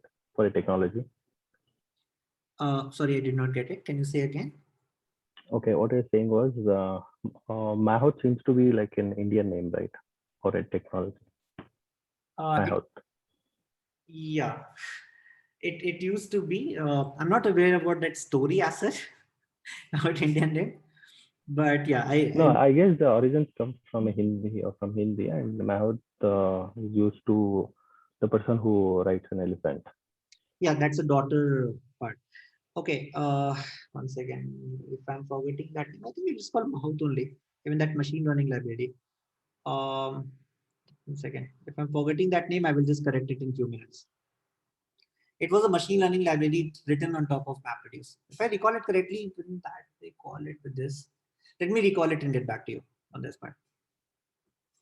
No, it's okay. I was just observed and said. Yeah. Actually, Mahout, I tell you, if you want to know the story, I think the daughter of the person who created this, she have I think a toy called this, which was an elephant, and she have given the name Mahout to it, and that's how they gave the same name to it. No, I believe the daughter of the creator of Hadoop is the cutting, and he had given his daughter was having a toy, and she was calling it Hadoop, and that's how Hadoop framework got its name. Correct. This is what I know. Yeah. I'm just kind of skipping that story, but I don't recall it. Yeah, but okay, it's okay. The same. I know that. Yeah, I think I've just gone into too much of tech into this that I've just forgotten all those old stories. Okay. Yeah, that happens. Any questions, guys, on this? Everyone clear, but on this ecosystem? at least now you will be able to relate when I will say, okay, today we will be learning about Scoop, or tomorrow we will be learning about Hive. Now I hope everybody will be able to relate what we are exactly going to learn and how these are linked to each other. Okay, so we will not be talking about pig in this session. We will not be talking about Mahout in this session. We will not be talking about graphics in this session. Spark streaming will be just a beginner level. But rest of the things we were going to go into deep. In fact, there will be a few more components which I have not put down here. That will also be covered. So one quick question, Shiva. Yeah. So you mentioned there will be name nodes and data nodes, right? So all of those will be part of HDFS in this diagram you showed, or no, so where storing the data node part. So data node is also a Java process. Right? I don't know if you look at it, it's not a machine actually, but where we are storing that data basically keeping portion, the storage component, we call it as HDFS. So I'm just trying to visualize here. So from this diagram, is it correct if I think of data nodes being in the HDFS part? That's a part of HDFS. Okay. Okay. Any other question from anyone?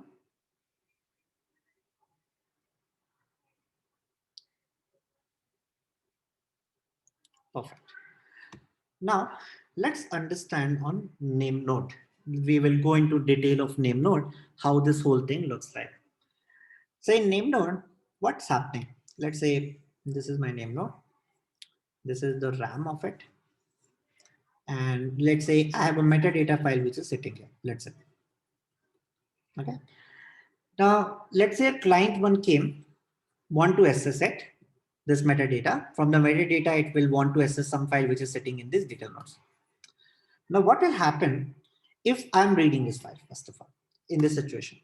Now in this situation, what will happen first from the hard disk, you will bring this metadata to your RAM, and then you will give the result back to the client, and then you will again bring it back to the hard disk, right? Means you will remove it from the RAM. Now, one thing which I want to tell you here, whenever you bring some data from your hard disk to your RAM, we call it as input-output operation. Okay, input-output. And let me tell you, this input-output operation is an expensive operation in terms of performance. It's very expensive operation. So because you have to do a disk seek and all those things, people who are coming from computer science background, they must be well aware of this. In fact, you must have learn it in a course called as computer organization or computer architecture. People who do not know about that or not coming from computer science background, really don't worry, just take it as a fact. If you're reading any data from your hard disk to the RAM, it is always going to be an expensive operation in terms of performance. And even basically in this case, this is called as input output.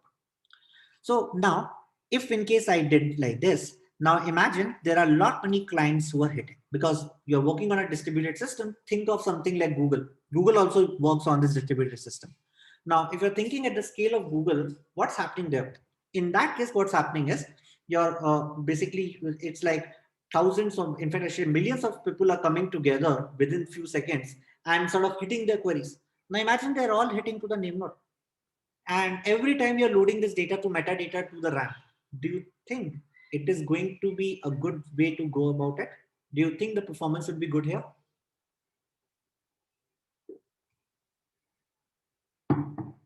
No. No. This is going to be bad. That's the reason name node did not adopt this. Let's go to the other architecture. So the second good approach could be that if this is my RAM, I keep this metadata into the RAM itself. Okay. So anybody hitting in, I'm always sitting into the metadata is in RAM. So it's always going to be faster, right? Looks like a good approach. But do you think it's really a good approach? No. Why, Aditi? Because anything in the RAM can be lost. Yes. It's like temporary storage. Correct. If I restart my system itself, gone. Everything is gone in this case. So looks like a good approach, but it will not work practically with us, because if I lose metadata, I lost everything now. Now what to do in this case? Let's think about something else then. Now, how about I keep a snapshot of this metadata at regular intervals and keep it into my hard disk. Okay, I keep taking the snapshot of this metadata and keep saving into hard disk. This snapshot, we will save it to the hard disk and we will call it as FS image. That's the first thing. Now, we don't take very regular snapshots because otherwise it will also impact your performance as well. Now, if I'm keeping this regular snapshot, am I safe from the last problem? Yes. So you're keeping a snapshot yes. in the hard disk. So even if you restart, the Correct. image is still available. Correct. So this looks good. So FS image, we are storing it, but there is still a problem. Can anyone tell me what's the problem? RAM is costly. Right? RAM All the is fine, right? Name node can be a little expensive because that's a critical machine. all the requests will still be hitting the same machine. Okay, I think you're going to HDFS Federation, which is, I will tell you how that is resolved in some time. But let's assume that it's okay. In the same namespace, if you're hitting this metadata, it's okay. We can keep that in logs. In logs, okay. Actually, it's a log file only, kind of.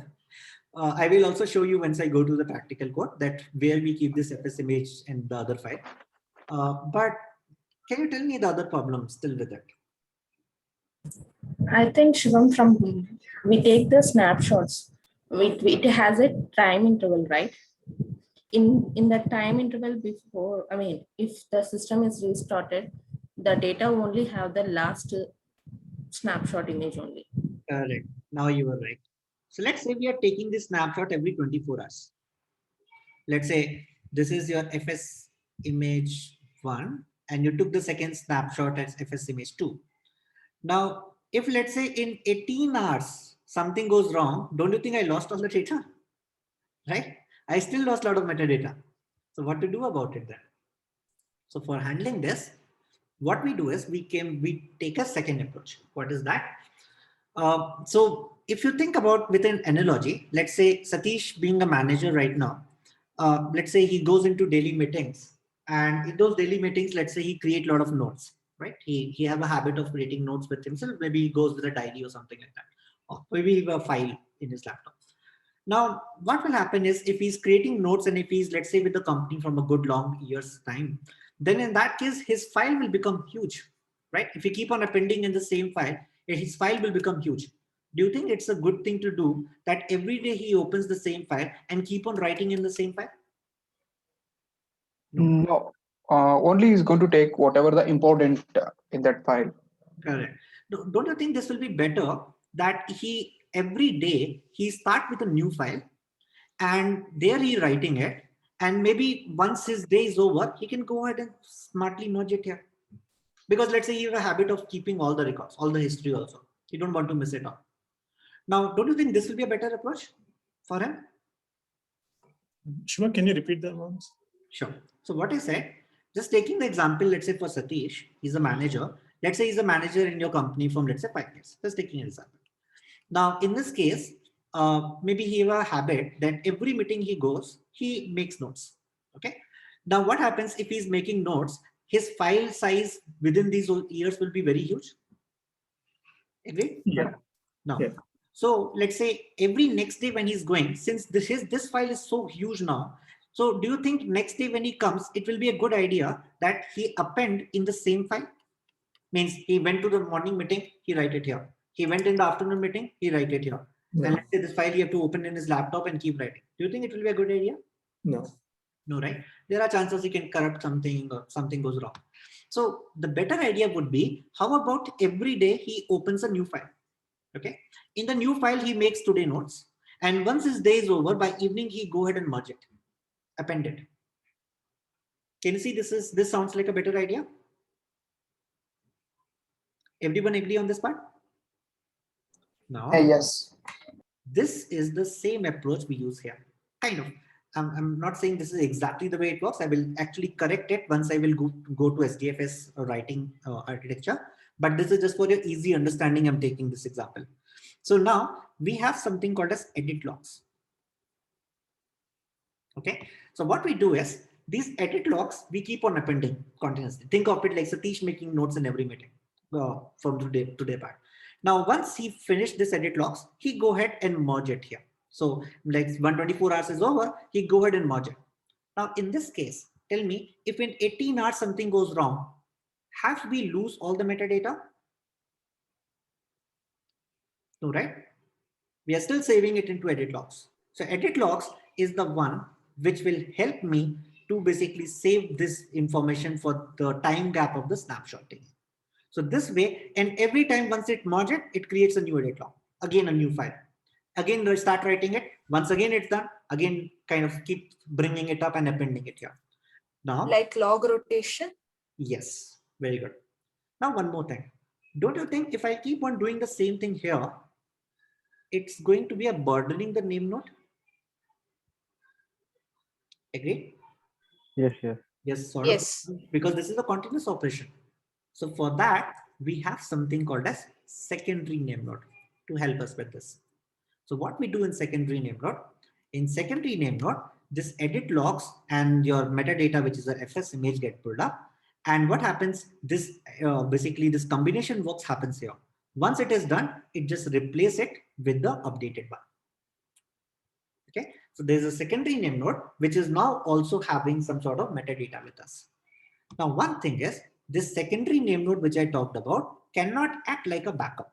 Keep it this in mind, because here we are only basically this, you can think of this as an analogy, like if you have a hard disk, okay, in your own laptop, this is fine. But have you all must have used the external hard disk, right? In your external hard disk, what you do, you keep creating the backup. Maybe you're doing some operation in it, and from that external hard disk, you're again bringing the data to your inbuilt hard disk. Now, in this case, can external hard disk act like a main laptop if my laptop is down? No. No, right? No. Something similar to what secondary name node is doing. Though on secondary name node, you are still working with your edit logs and FS image, sort of making an image better. But at the same time, we want to ensure that, okay, this is not the backup. So keep this in mind. So this was one of the failure point in Hadoop 1.x, because in Hadoop 1.x, we had only one this thing. Okay, so but in Hadoop 2.x things have changed. I will tell you about that. I will also talk about something like a block reporting and all that, which your data nodes do, and then it will become clear that how exactly another name node will help you in also acting like a basically backup in case if the main name node fails, second name node will immediately take care of it. We will see to that in some time. But for now, just understand from the name node point of view that what all activities happens. So in FS image, what all we keep the file to block mapping, because that's what we keep in the metadata, right? We are also going to keep the block to data node mapping, like in which data node I have, when I say file to block, think of it like I have a file F, which is divided into F1, F2, F3, like that. Block to data node mapping, this F1 file is sitting in this, and so on. Directory hierarchy also, like how my directory sort of looks like, how my structure sort of looks like. So it basically, if you talk about it, it contains mainly your complete state of your system at any point of time, if we talk about it. And if I talk about edit log, this is going to contain all the changes, or you can say updates to the file system with respect to the latest FS image. So that is what it will do. So if your memory went down and if your name node starts, then your existing FS image and the edit log on the disk are going to be combined into a new FS image and again loading back to the memory. And again, your edit log will get refreshed. Any question on this? I hope everybody got the idea on the architecture of name node.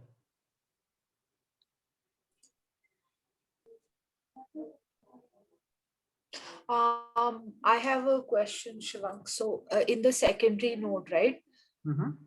Will there be a RAM with the metadata there as well? Since we are doing some processing, yes, there could be, because otherwise how you will be merging this operation? For doing any processing, you need RAM. Yeah. So will it be like all the edited logs, whichever one image is formed, will go to that RAM and from there come to the primary node? Yes. So first it will be like edit log and FS image will be taken up here, because we also have the snapshot being copied, and then basically edit log will go here, we'll update it, and the updated copy will come here. Got it. It's still helping me at least to store the metadata. In case if let's say I lose this machine completely, I lose the hard disk, at least I have a backup. Think of it like, again, external hard disk. External hard disk can act like a backup for me. At least if I get a new laptop, I can again bring back all the data. That's the same thing here. Okay.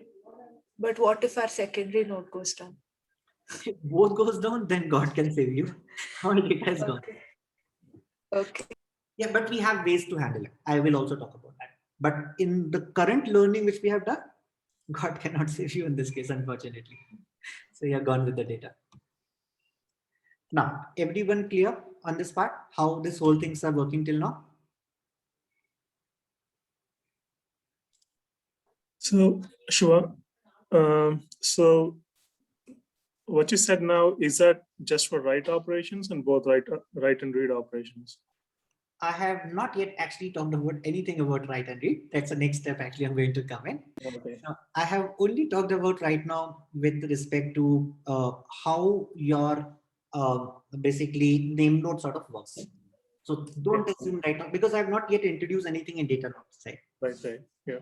So this is just a very high level overview or architecture only for the name node. Okay. Secondary name node is in community or which contains community hardware or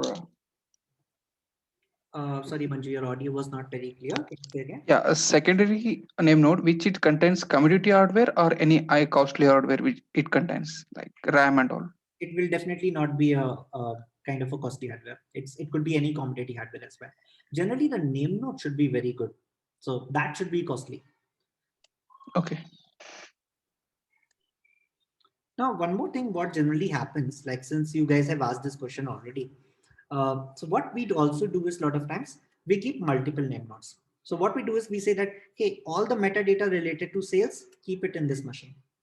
All the data related to marketing, keep it in another machine. All the metadata related to IT, keep it in the other machine. Think of it like a namespace. Because what will happen if your data is growing within the same name node? Think of it name node like a directory now, right?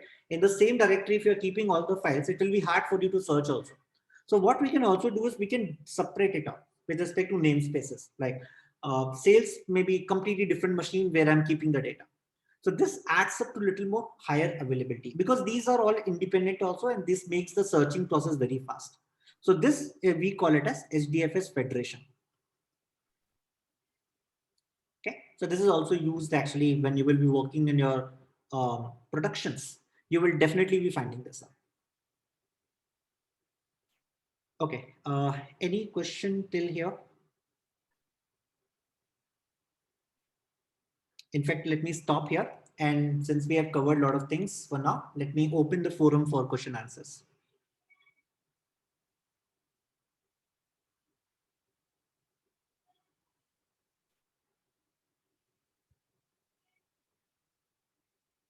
Guys, any question? Feel free to just shoot.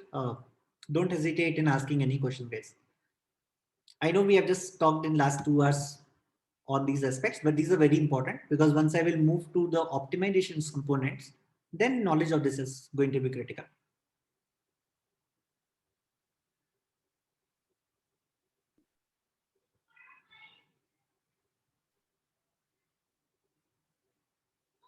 No question? So I have a question. I don't know if we are to that point yet. So am I correct in understanding that all the requests that come to my Hadoop system should go through name node? Not mandatory. I will correct you in some time. So okay. Yes, it's going to come in the second half. Okay.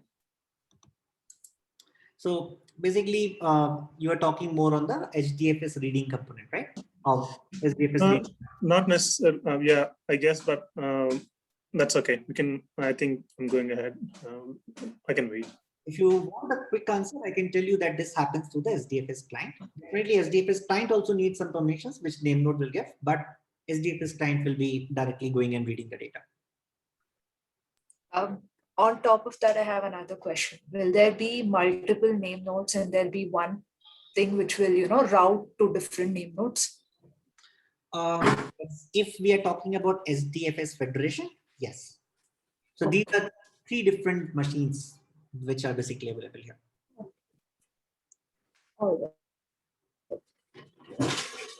So in fact, let me ask one question. How many of you are already working on big data right now? Anyone who have at least started with some projects? But I think most of them are working on big data. Okay. So most of you are already aware of all these things which we have discussed? No, this in depth, I'm not sure. Okay. And Shiva, I have a question. Like initially when we set up this Hadoop cluster, right, with some n number of nodes, and we would set up this replication factor as 3. And later, if I have a requirement of increasing my cluster size, and then if suppose I change the replication factor, how would that replicated data would adjust with the new configuration? Okay, I will be talking about that when I go in the SDFS. There is something called as disk balancer. So I will be talking about that, how exactly in those cases the name node will be instructing and how exactly it will be passing. In the second half itself, this will answer your question. Okay. And coming back to the question about replication, so when we say replication, are we talking about replicating just the data nodes, or are we, you said there will be only one main node, name node. So what does it refer to in actuality? Are we just talking about data nodes or everything? No, we are talking about everything. Yes, I have not yet introduced at the name node level. So right now what we have discussed is at the data node level, how we save the data by using replication. We just introduced a new term called as secondary name node very quickly right now to understand that how this do and how it at least keeps the backup of metadata. In the second half, I will introduce you with something called as, basically this is your main, this is one copy and there will be another copy. Okay, we will be calling it as passive copy of this. So what this will do, how this is going to be introduced with this, and in fact what will happen is all these data nodes will also report to him. But I will be talking about this in the second half, because to understand this you need to understand SDFS read and write architecture. Right. So living about the new component, just when we say like replication factor of 3 that we talked till now, what does that refer to? Just the data nodes? Yes, that is only applicable for the data node, not for the name node. Got it. Okay.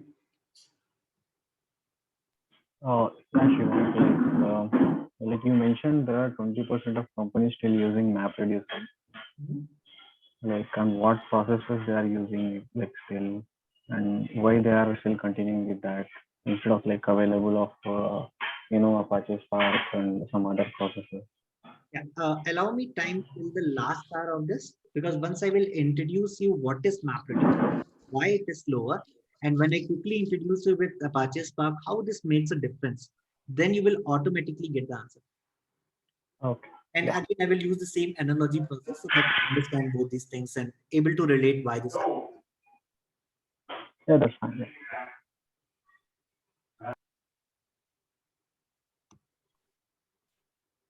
Yeah, any other question before we go on a break? What is the maximum replication we can give? 3 is the default. What is the max we can give for the application? You can go ahead in your configuration file and do it, but definitely keep it equal to the size of your cluster, means size of your data nodes. Because increasing more than that, do you think it makes sense? Mm-hmm.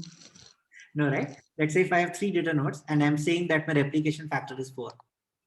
It's of no use. Okay. If we are using like 10 nodes, then what is the replication we can give? Yeah, then you can do. Okay. So it definitely, you should be restricted by the size of your cluster. So what is the size of your cluster you guys are using in your own company?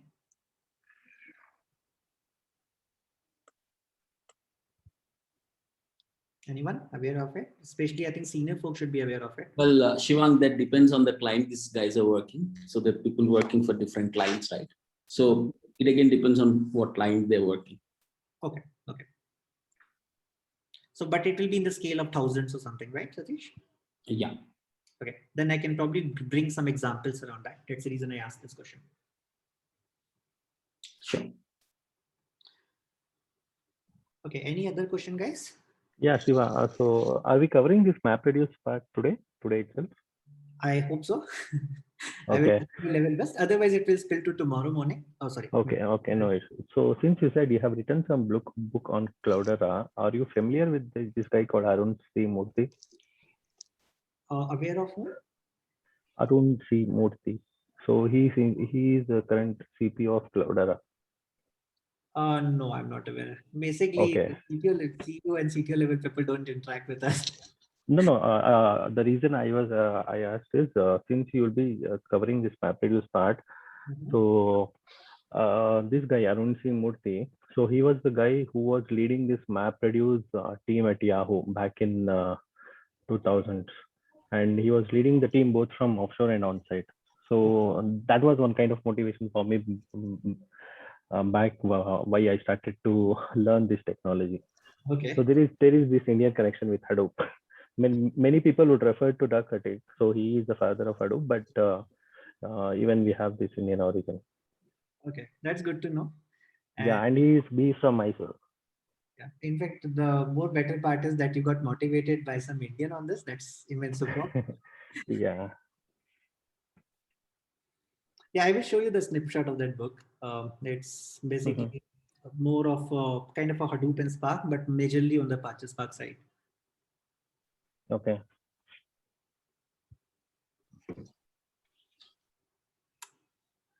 Okay, then I think we can go for a break. Guys, be back on time. So let's start exactly at 2. Okay, so don't be late. We will quickly review on the things we have done in 2 minutes, and then we will move forward to the next topics. Yeah, okay. Thank you. Thanks. Thanks, Shiva.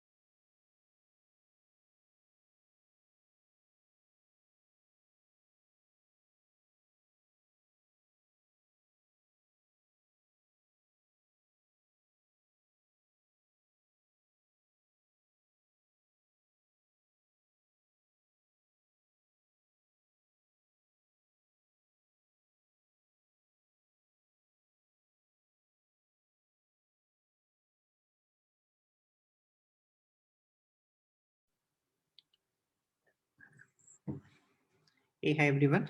I hope everyone is back. I can see very less people right now.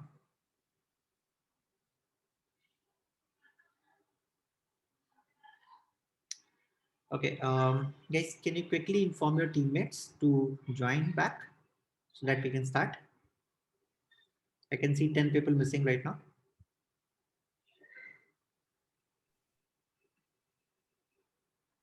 Sure, Shivank.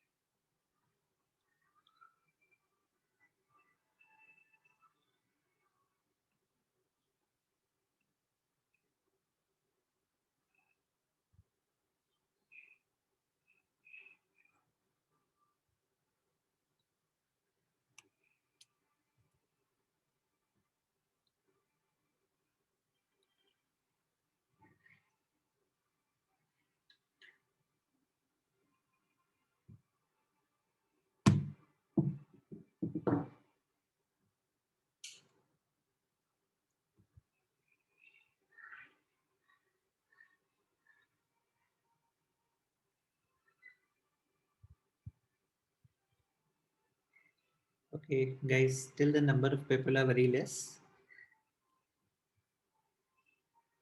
If you can ping your friends or if you have any internal group, if you can communicate that the class is going to start in a minute.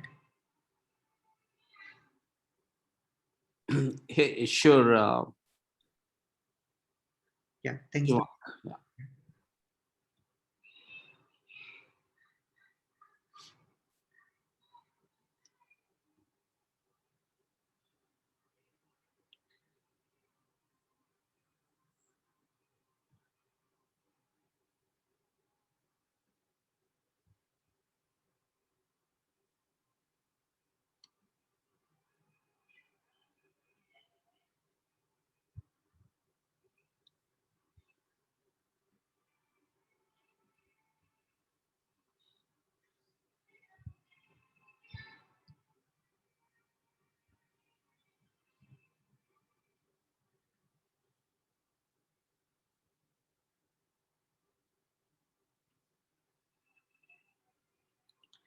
Okay, so let's start. We still have 5 people short, but let's start. So we started with Hadoop systems. We understood the requirement why we need it with understanding of big data. And then we understood a lot of components within it. For example, we understood about name node, we understood about data nodes, and we also understood within name node how things works. We also looked at the Hadoop big data ecosystem, where we also understood all the components which going to be important to understand from the big data perspective, like MapReduce, Apache Spark. On top of MapReduce, we do have like Apache Hive, Pig, Mahout, and then on the other side, we have Spark SQL, Spark Streaming, Spark MLA, Spark Graphics, and so on. We also saw how we can transfer the data from RDBMS to SDFS or vice versa, which we can do it by using Scoop component. And then if you have unstructured or the semi-structured data, you can use Flume or Apache Kafka for it. Now, just before this part, we understood name node in detail, where we also discussed about what is an FS image and what is an edit log. So these things is what we have discussed. So if you look at name node responsibility, it is mainly helping you to regulate the client access to the file, number one. Number two, it will help you to manage the file system namespace, because we just discussed with HDFS Federation that how this namespace play a role here. And it also help you to execute the file system operation, which could be, let's say you want to name some file or rename some file, you want to close it, you want to open it, all those things you can do it, right? Name node also takes care of your replication factor for all your blocks. So name node is also going to receive regular heartbeat. I will talk about that. So heartbeat is something like I'm just telling that I'm alive. And it also receives all the block report from all the data nodes. So now, if you recall, in the data nodes, we were keeping all the blocks. So it will also be keeping all the block reports from all the data nodes. and it will ensure that everything is alive in terms of data nodes, and it will take care of all the replication. If they're under replicated or over replicated, it will take care of that. On the other hand, if I have to summarize the data node component, then they are mainly used to kind of keep the data part itself. They are also responsible to send the heartbeat. So when I say heartbeat, I just explain you that you're just sending a signal telling it that yes, I'm there. And that's how only name node gets to know that this data node is alive. And based on that, it sends some instructions that, okay, go ahead and do this for me. Um, so what we are doing basically here, we are creating, we are maybe replicating, we even are deleting, but we cannot do any update process. Keep that in mind. We cannot keep any update process. We can append, but we cannot do any update process into an existing data block. And this will be mainly from coming from the instructions from the name nodes part. Now, they are generally provided a very large amount of data, and that's the reason we are keeping it into the distributed mode. Now, we also discussed about FS image and edit log in detail. So I'm not going into that again now. So we have already discussed all those things in detail. Secondly, when we discussed about secondary name node, which we saw that it will just be kind of going to be like a helper. It will not act like a backup, but it will be just a helper for the name node. And it is going to regularly get your edit log from the from basically the main name node and apply them to the FS image. And once your FS image gets updated, you are going to return it back to the same client. So sometimes we also call this secondary node also as checkpoint. So sometimes you will read this reference as checkpoint node as well. So don't get confused if somebody say checkpointing. It's exactly the same. Now, if I have to summarize all this which I have just said, and if I have to summarize it in the form of maybe a diagram. So the way it will work is, so let's say this is my client. I'm denoting it by C. Maybe here I have a name node process. Maybe here I have a secondary name node process, SNN. Here, maybe I will be keeping, let's say, the metadata, all the metadata which I have, right? It will be keeping, name node will be keeping metadata. And what all we are doing here. So first of all, from the client, what operations we can do here, we can perform, let's say, the metadata operations, right? So all the metadata operation we will be doing here, because name node don't keep the actual data. You can also be sending that direct read write with the help of SDFS client. I will talk about that on your data nodes. So let's say these are your data nodes. They could be multiple. Let's say I can draw even more. So they could be multiple data nodes, which basically will be part of, or you can call it like a cluster. Now from your name node, you can have like some operations instructions also given here. But we can call it like, let's say, block operations. So we have already discussed all these things in detail. So at a very high level, if you look at it, this is how the architecture of SDFS looks like, right? So, and again, this is nothing new. It's the same thing which we have just discussed. Now, one more thing which I am going to bring up now is called as standby name node. Standby name node. Now, what is this? This is mainly provided in your Hadoop version 2. And the main thing was to keep the high availability feature in mind.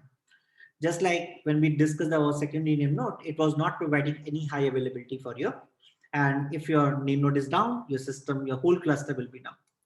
So it is going to be like a backup for your main name node, and it will immediately take up all your duties, which once your main name node is going to fail. In fact, all the information in your standby name node will be in synchronization with the name node itself, because once your data node will be sending the block reports and everything, what's going to happen is even the standby name node will also have access. So if you recall, I draw this diagram before we left off, where I was explaining that this will also be connected with the data node.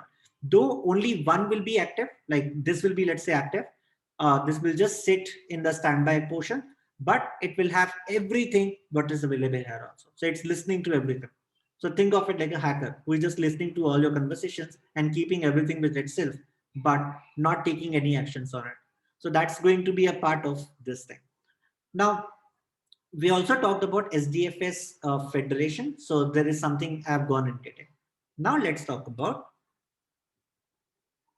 read architecture. So what is going to be the reading way when we comes to HDFS? So the idea would be, I will be talking about some HDFS components like read architecture, write architecture. Then I have still few more things to talk about. But further to that, I would, if the time will permit, which mostly will be, I will be taking you to some HDFS labs, so that at least you get some hands-on from today's session itself.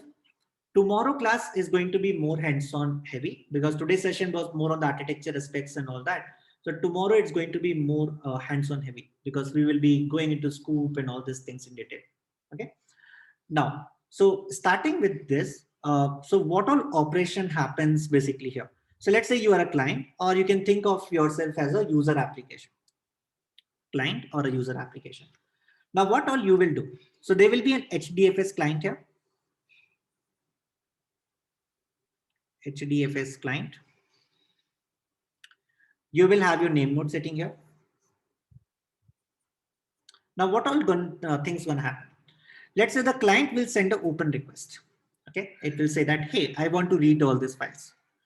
Now, what it will do is, it will immediately open a RPC request. So this is going to be an RPC call, remote procedure call, and it will say, hey, go ahead and tell me about this particular file. Now, at the name node level, all the checking will happen, whether the file is the valid file, it exists or not, whether it have the appropriate permission or not. Once it gets that, it will return the list of data nodes.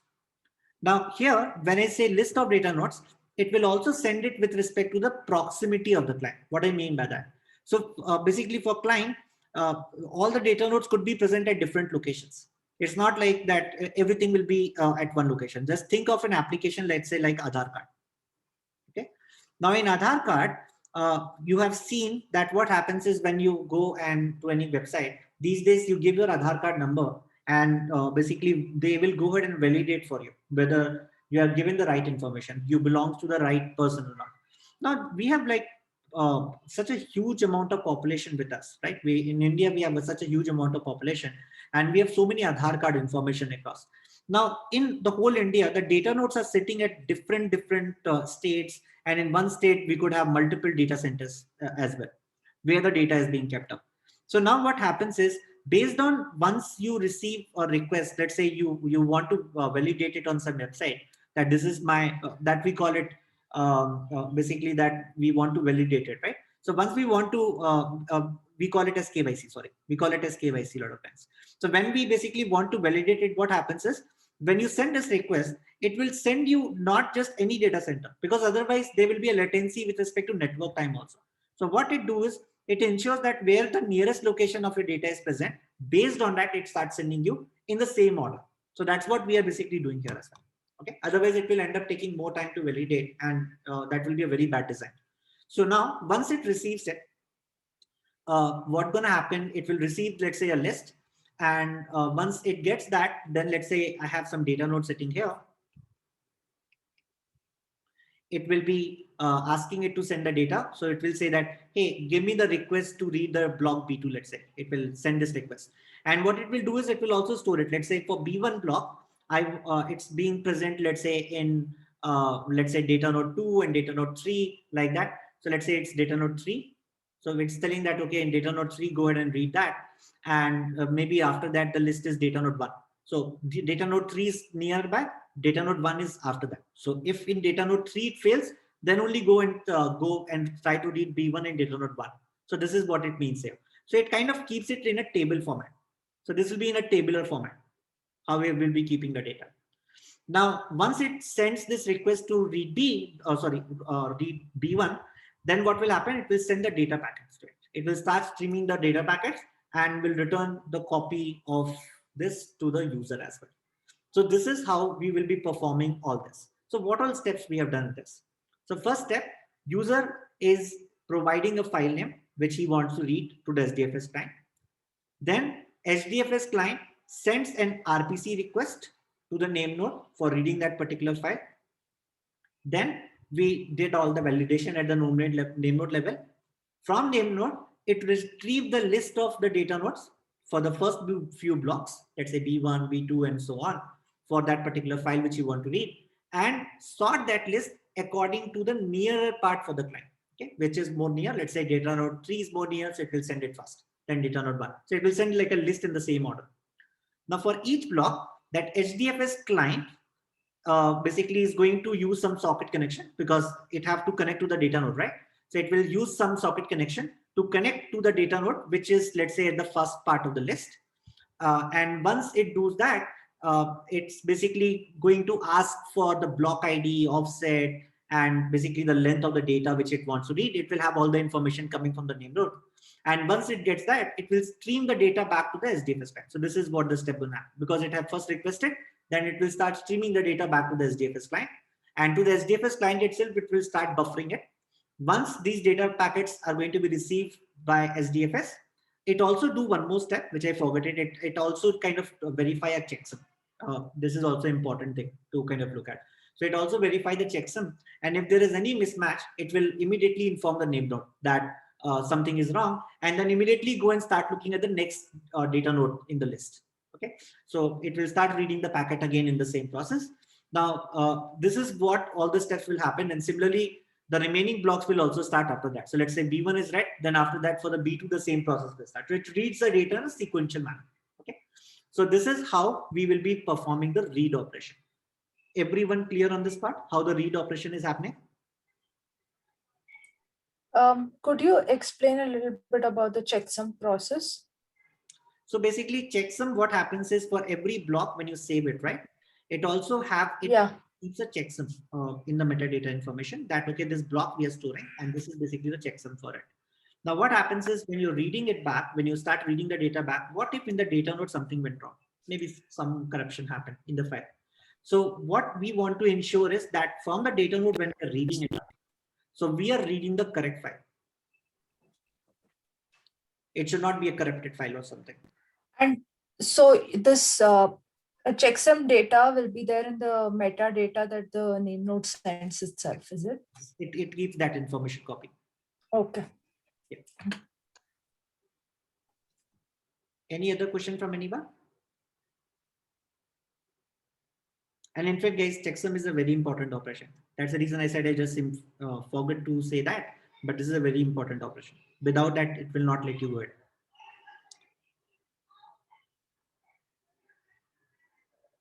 Okay, now let's see how we perform the write operation. This is little tricky, so I need your complete attention on this, because this is little complicated in comparison to read operation, but it's very simple. Let's say again you have a user application. So first I will tell you with a proper diagram, and then I will tell you all the steps again, just like how I did in the read operation, so that you have a complete picture of every step by step what we do. HDFS client,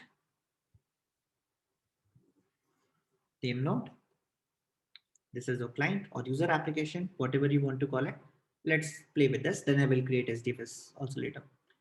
Now, in this case, what all gonna happen? First thing, you're gonna send the file. You're gonna say, hey, I need this file to be written to my client. Now, what's gonna happen? This HDFS basically client, what it will do, it will inform to the basically name node that, hey, I want to basically write something to you. Now what it's gonna do, the name node will not say, hey, this is the data node list, go ahead and start working. No, it will not happen like that. So initially what will happen, it will give you a lease.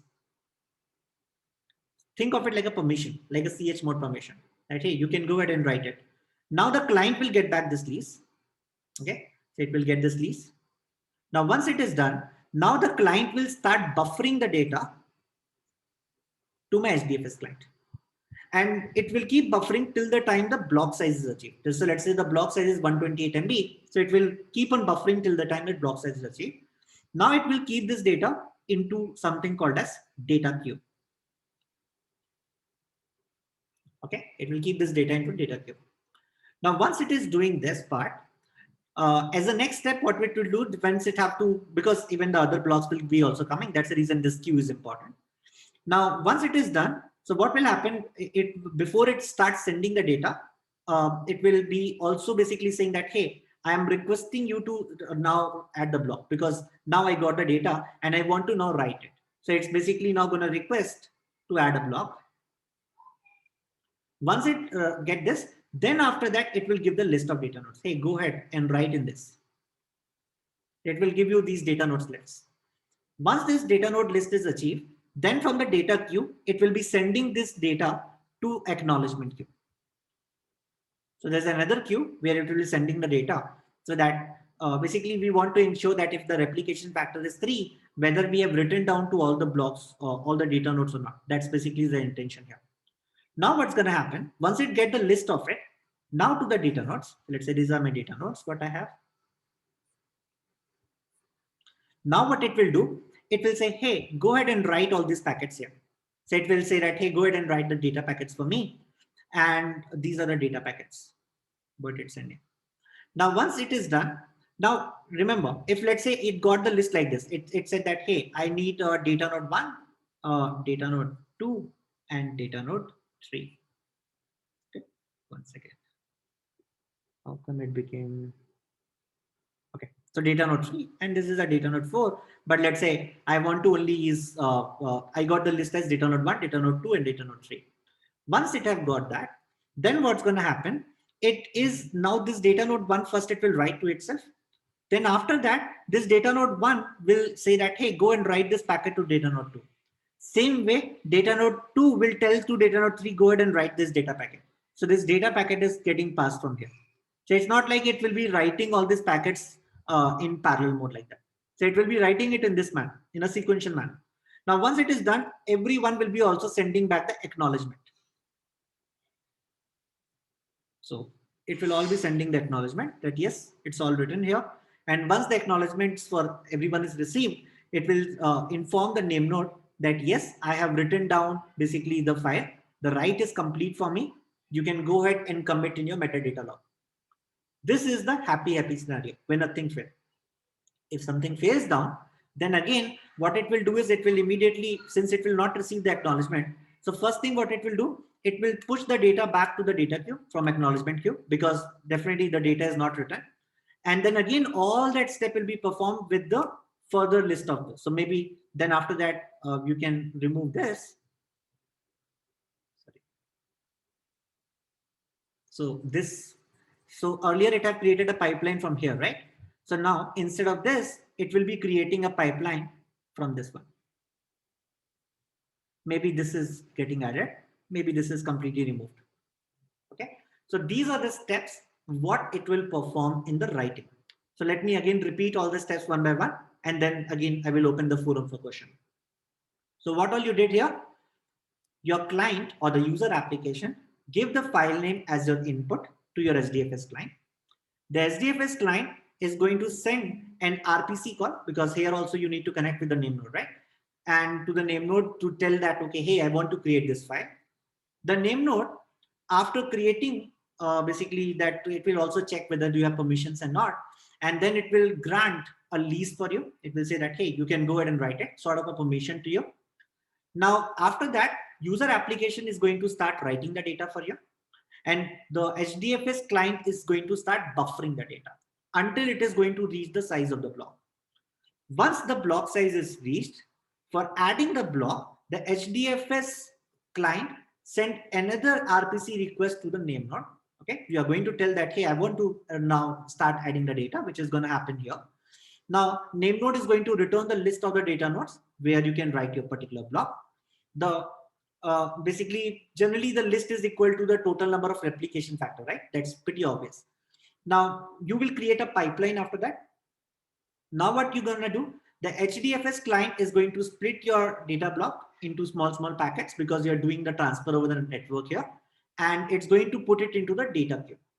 Now HDFS client is going to start writing these data packets to the first data nodes. So let's say if it was data node 1, then it will start writing it up. The first data node is going to store the data locally, because it's going to be in this present system. And it's going to propagate these data, the same data packet, to the second data node. Similarly, the second data node also going to store the data packet locally first, and then passes the data to the third data node. Now, once the first data node receives the packet, it is going to also acknowledge it back, the same to the HDFS client itself. And similarly, other data nodes also acknowledge it through the pipeline in the reverse order. So it will keep telling that. So it have to receive basically 3 acknowledgements back. So one from data node 1, then data node 2 will return it back to data node 1, then data node 1 will again tell it back to HDFS client that, hey, I've got for this one as well. Now, in this pipeline, the data nodes can keep on continuing to accept the new packets as well. It's not like once it is one packet is getting written, so you cannot write any other packet. You can still keep on doing it and keep on sending those acknowledgement back as well. Now, what is the next step? SDFS client is going to write the packet, and the packet is going to be moved. This step I forgot to again mention.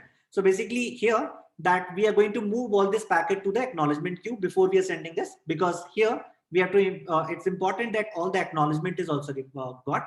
If it will not receive all the 3 acknowledgement, then in that case, it will inform the name node. And once it is done, it will push the acknowledgement queue back to the data queue, telling that, hey, I'm not complete, I'm under replicated. I've still not gone that. And then once it will again got a list from the name node that, hey, go ahead and write it in data node 4. You have already got 2 acknowledgement from 2 machines. So that is fine. But the third machine take this, create a new pipeline and push the data to data node 4. And in this way, your complete data will be written. And once it is written, it will inform the name node, I'm done. And with that, name node will go ahead and update its metadata. Any question on this part? That's the reason I'm going very slowly on this part, because I know this is a little tricky, but at the same time, it's very simple also.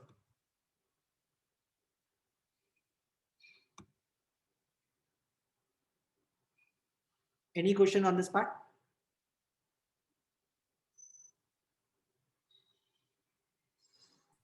No.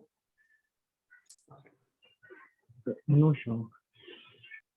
Sure. Then we are good to understand basically the reading and the writing component of SDFS.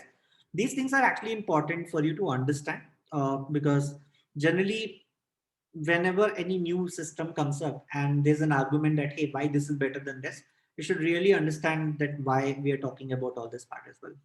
Like even now, instead of SDFS, there are so many storage components running around. And a lot of times we have this argument that, okay, if we are doing this SDFS way, this happened. So I think this should be faster. This should be slower. All those arguments, basically, you can do it with it like an architect. Okay. Now, we just understood now the HDFS portion. Now, there's one very important portion called as rack awareness.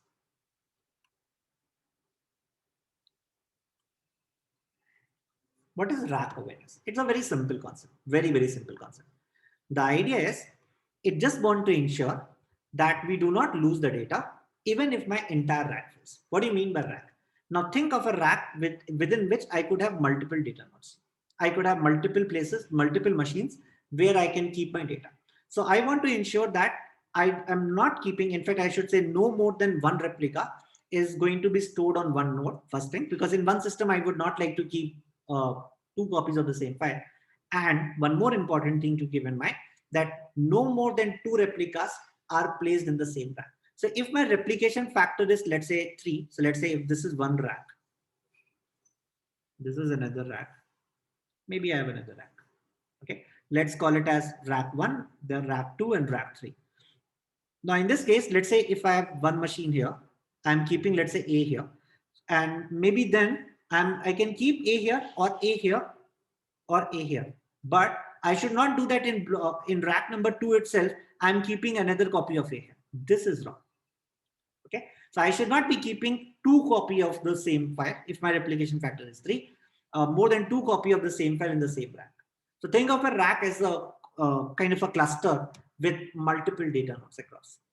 So that is basically what you will be taking in the rack awareness, because sometimes it do happen that the whole rack is down because of some switch problem, could be anything.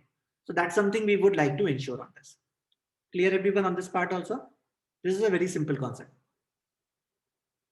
Any question, please do ask.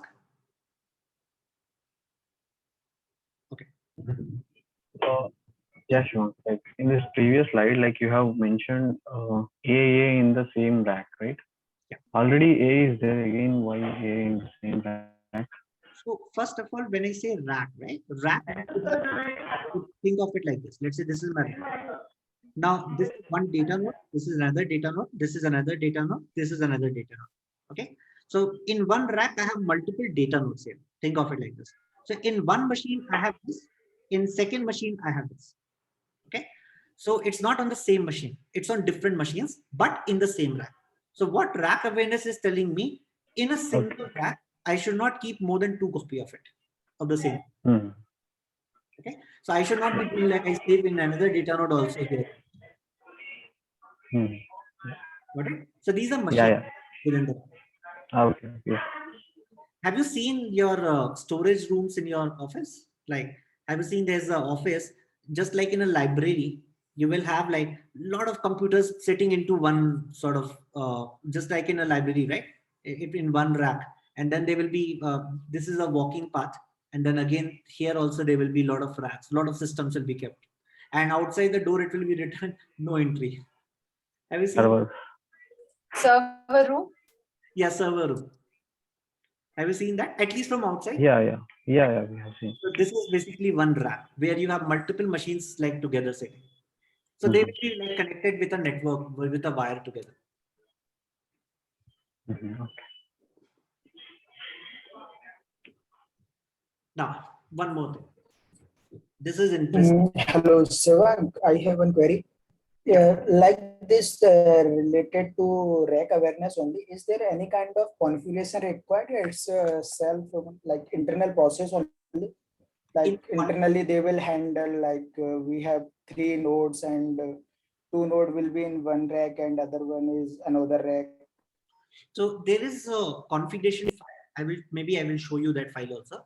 In that configuration, we set it up. Okay. Yeah. Any other question, guys?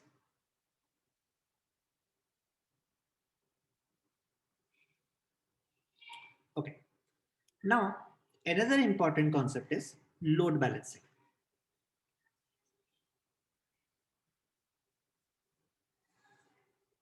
Now, what happens is when, let's say, you added a complete new rack, which is full of servers, and maybe this network got added to your existing Hadoop cluster.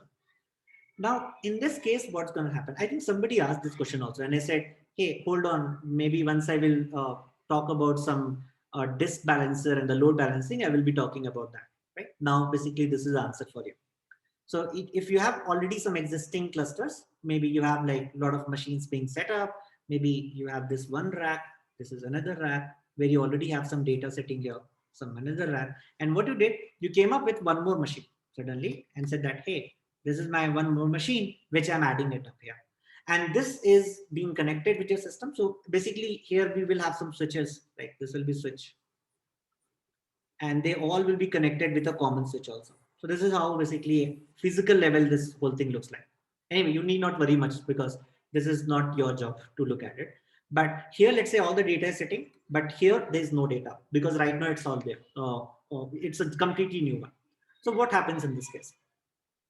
So it doesn't mean as soon as you add this new rack, the data does not start spreading it automatically. The added server is going to remain idle with almost no data at the starting of it. Now the servers on this new rack are going to be then assigned some task, but there is no data being assigned to them. So if you have no data, even if you're sending some code, it's not going to be no sense, right? So what it have to do, it have to grab the data now from the network, which is definitely going to add some latency also because you are also increasing the traffic now, network traffic, and even the completion rate is going to become slower. So what Hadoop do? Hadoop have something called as SDFS balancer, which is going to balance your data among all the data nodes as well as within the rack as well. What does balancer do? It solves this problem of load balancing.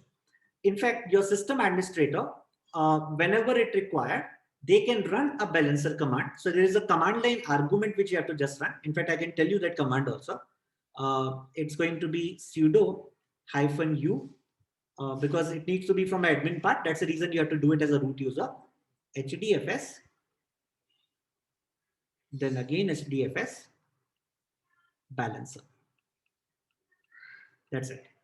Once you hit this, this command is going to run the balancer with a default threshold. And what is the default threshold? Default threshold is 10%. In Hadoop 3.x, they have changed it, I think. I don't remember the exact number, but they have changed it slightly. But again, this number is configurable. What does this threshold means? This means that this command is going to ensure that the disk usage for each data node is going to differ from the overall usage in the cluster by no more than 10%, which means all the cluster will be balanced in a way that the disk usage in every data node will be just maximum going to differ by 10%. So this is what this command is going to help you to do. So that whenever you are sending a task, it should not happen that because of that task, everything sort of having the problem now. Okay. So basically that task should not be pulling the data from other machines and then we are increasing the network traffic. So that's the reason we are going to do this. Now, one more thing. Sometimes some people say that, hey, I want to change this basically threshold value. This happens a lot. So for that, what you have to do is just add one more thing to it. Let's say you can say hyphen threshold and put whatever number you want. I'm putting X, but you can put whatever number you want. So you can change it now. So let's say you make it 10 to 20%, which is also okay. I have made it in my project to 5% also because I needed the data traffic to be very well balanced. So it depends what's your requirement as well. So you can just define it. And in this case, whenever you will run it, your admin is going to run it. It will balance the data. Generally, we do it at the time when the basically network traffic is lesser. Maybe let's say your company runs in the morning. Maybe on that particular, let's say, even if I talk about Google servers, right? Maybe in Google, though it's a global company, but in the night, definitely for India's racks, definitely it will be lesser traffic in comparison to the data. So they can do all those calls at that time. And generally, it's not very frequent. It depends when we are adding these things. Then also we can do all this part. So definitely this command, but still take a good time when you're running it for the first time. Everyone clear on this part?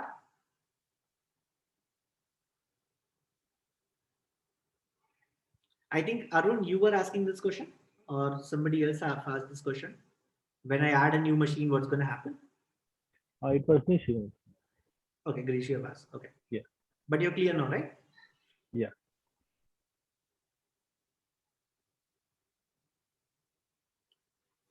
Okay. So this is about how we deal with respect to your load balancing. Now there is also another thing called as HDFS disk balancer. What does this do? So Hadoop is having this balancer and it helps us to solve the problem. Let me note this down. HDFS disk balancer. And guys, these things are very important when you will be doing maybe some performance and optimizations as well. Just keep these things in mind. A lot of times your code do not have problems. What we have to do is we need to really understand the configurations. And sometimes you tweak those configurations and you save a lot of cost. So especially people who have worked in big data from a long time and they work like an architect, they might be aware of all these configurations very well. That how a small change in the configuration can impact your overall performance and the cost. Okay. Now, what your disk balancer is going to do? It will help you to solve the problem of a non-uniform distribution of data. So what happens in your data node? So earlier that load balancing, which we have talked about, was more on if the new server was added, new rack was added. But here, what can happen that within the data node itself, maybe I have a disbalance of the data, right?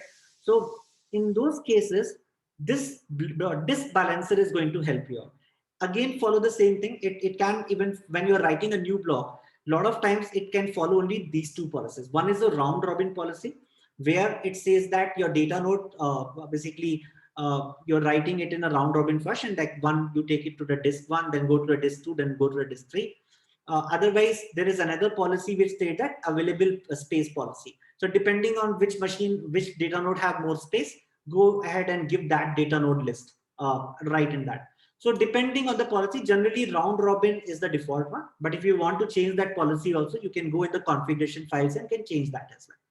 So irrespective of whatever policy you're using, but still it can lead to some problems. Even let's say if you are thinking to use available space policy, but still it could happen that in one node you are writing and deleting. So you are sending a lot of traffic to only one machine or to only one rack as well. Because you're deleting it also, every time a new request will come in, it will think that, okay, this machine is still free. Let me go ahead and write it here. So this will lead to a lot of input output in the same, and you're increasing your traffic on this. But one thing, this is not enabled by default. There's a configuration property for it, which is called as dfs.disk.balancer.enabled. So once you will set it to true, then this will be basically going ahead and enabling this up. Okay. Any questions on this part also?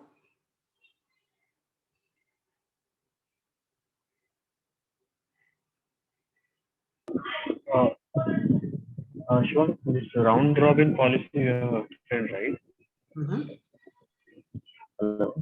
Yeah, in this round robin policy, like how would the policy would work? Like first it will the block will write into a disk, and again the empty disk it will write. No, I did not get your question, boss. Can you? Okay, can just explain how, like, what is the round robin policy? So round robin policy basically works like this. So let's say first time you got your block B1. Okay. So it will say, hey, go and write in data node 1, data node 2, data node 3. And because there will be, let's say, 3 replica, right? Let's say you write it here. Now let's say block B2 came. It will say, hey, go ahead and write it like this. Let's say block B3 came. Now you're getting the idea? How it is writing? Yes. So this is the way it will approach. But again, it has lot of demerits. What if the block B2 was very huge? And maybe B1 and B3 were very small. So that way you maybe still overburdening of one data node. Okay. Yeah. Any other question from anyone?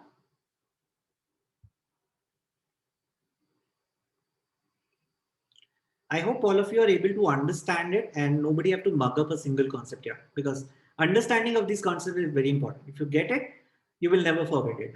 It's very straightforward. Actually, Hadoop is very simple. It's just some concept which you need to understand. That's it. Okay, perfect. So we just understood now about all these systems, how they work. Now what we are going to do is, we are going to execute some of the Hadoop commands so that we can do some practical code for it. And once we are done with it, then we will move to the next component. So for this part, let me show you two ways to work on it. One is we can use this Cloudera VM box, which we can also use it here. For example, I can open this virtual box.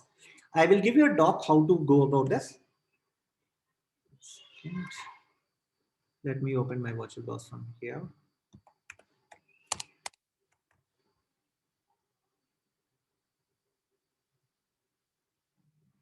Okay.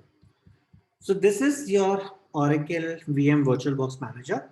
Similarly, you also have from VMware, also there is a VirtualBox for that as well. You can also use it. Now what Cloudera have done, they have already provided you some predefined sandbox where the whole Hadoop is already available for you. So you need not do any setup or anything like that. Let me just double click on it so that it keeps opening while I'm explaining this concept. Reason being, it takes a good time to kind of go about it. Now, so what's going to happen is, I will give you this file. What is this particular file? It's almost a 5.5 GB file. You can go ahead and put this down. So first thing is, go ahead and search for Oracle VM VirtualBox. You can easily get that. You can download it, some 150 MB file or something. Keep on double clicking, next, it will get installed. Once it is installed, now after that, once you have downloaded this, let's say this VM, which I have named it as Shivank VM, but you can name it as anything as you wish. So what you can do, you can click on new. Once you're done with it, just put this name, whatever you want to. Like for example, I have said it Shivank demo here. Now, once I'm done, then after that, what you need to do, you can say your machine folder where you want to keep this virtual box. What is the type? Change it to Linux, because you are going to have the CentOS operating system here. Keep the remaining thing as it is. Click on continue. Now select the size of your RAM. 4096 is the minimum. Is 4 GB is the minimum, but recommended size it's 8 GB. Now after this, click on continue. Once you're done, then basically say use an existing virtual hard disk. Okay. Now once you're done with this, select from here wherever you have saved that 5.5 GB file. Bring it here, just like you can see here, and click create. Once you click create, I'm not doing it because I already have it. Once you click create, it will create this icon left hand side like this. Okay. Now, after this, right click, go to settings. Now, from this settings, I recommend you to change this display scale factor. Sometimes it does give you 10%. So what will happen? This machine will open very small. It's not good. So just change it to whatever number, but make it more than 100% for sure. Now, you can also go ahead and from basically from this general part, just see that everything is all good here. Advanced. Go ahead in the shared clipboard and change it to bidirectional. Drag and drop host to guest. What we're doing is, if I have to copy a file, let's say from a local machine to this virtual box, I should be able to do that. So that's why this is drag and drop. Now, even in systems, if I go and look at the processor, so right now I have used 2 CPU. By default, it remains as 1. But in case if you want to improvise on the performance of your virtual box, increase it. I have less CPUs, but you can go to 4 CPUs if you have it. It will increase the speed for your internally as well. Rest of it, leave it as it is and click on OK. Once it is done, double click on it. It will open the operating system for you. I will give you a document anyway. I will share it with you so that you have all the steps handy with you. But any question on this part?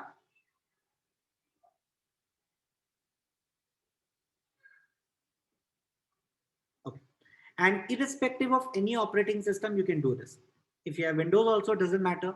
So what we are doing is, on top of any operating system, we are sort of bringing a CentOS, having all my things available inside it, like all the Hadoop is set up, everything is set up. I will also show you the cloud way, right, which you can also use it.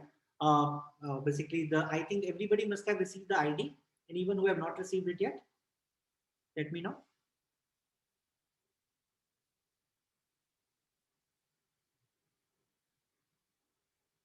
Everyone have received it, right? Perfect. Now,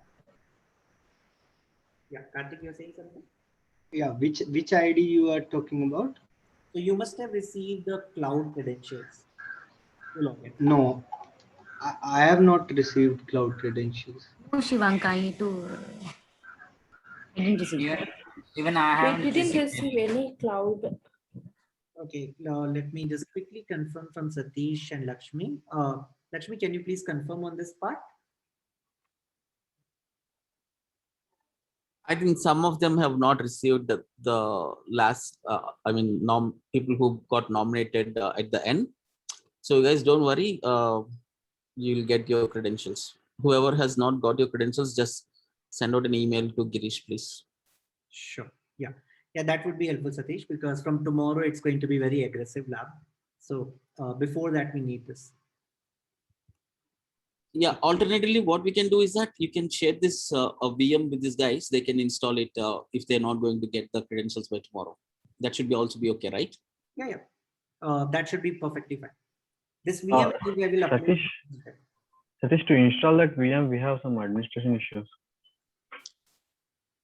Okay, you have to get in touch with IT team for that. Yeah. Okay, thanks. Yeah. Or else, alternatively, what you guys can also do is that you can create an AWS free account or an Azure free account.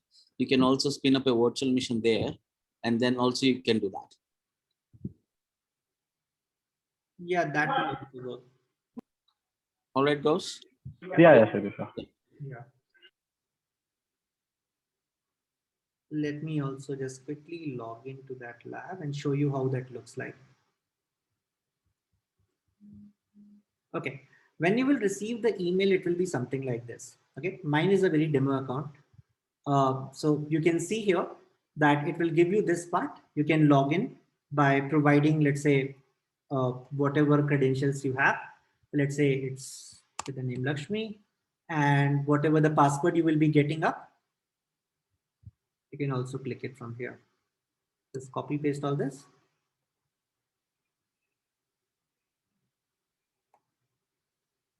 And you can sign it. Once you are here, you should be able to see this view lab option. Click on it. It will open up something like this for you. Now from here, you can see so many things. One is Hue login, which I will show you what is that. Second is a web shell. Third is Jupyter Hub, which we will use it when we will go to PySpark. And this is Cloudera Manager portal, which we don't need it. It's basically all the what are the services running. I will show you what it is, but we don't need to do anything. Now, let me log into the web shell. So when I go here, you can see that it have given me a username. So let's get that. I will say this login. Then after that, I can copy my password here. And now I'm inside my cloud. Okay. So this is my cloud environment, which is given to me. Now, second thing is, if I want to go to my Hue shell, Hue is a user interface for your Hadoop environment. Here also, I need to provide the username and password. Let me first copy the password itself. Let's get the username also.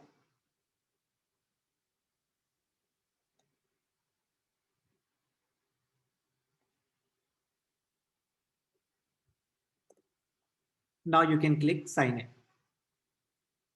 So this is your Hue interface, which is like going to be a user interface for you. And I will explain all this interface in detail. Okay. So from here, if you click on this and go to your files, you can see all the files being present inside your HDFS. Right now, there is no file because we have not done any activity. But these are the two things what you need for today lab. Your like all the shell commands which you can run and your Hue computations. Now let me show you here. So you can execute all the commands which I'm going to hit on the VM from here as well. There is no difference between them. Okay. Now let me bring it here. Perfect. So to start with, what we are going to do in this case, let me make this here and open my terminal. So this is my terminal, same way how we were seeing into the Cloud Lab as well, and we can do it. Now for connecting to Hue, you will have a browser already running. You can just click on this Hue. You don't need to do anything. It's already being given for you. Just click on this Hue button.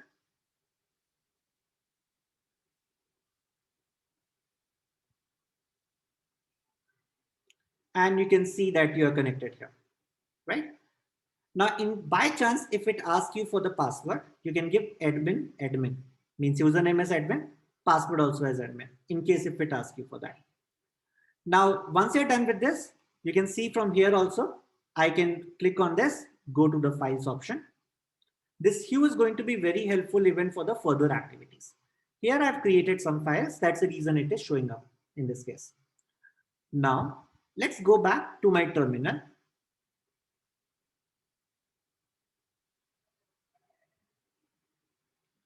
Let me make this a little bigger.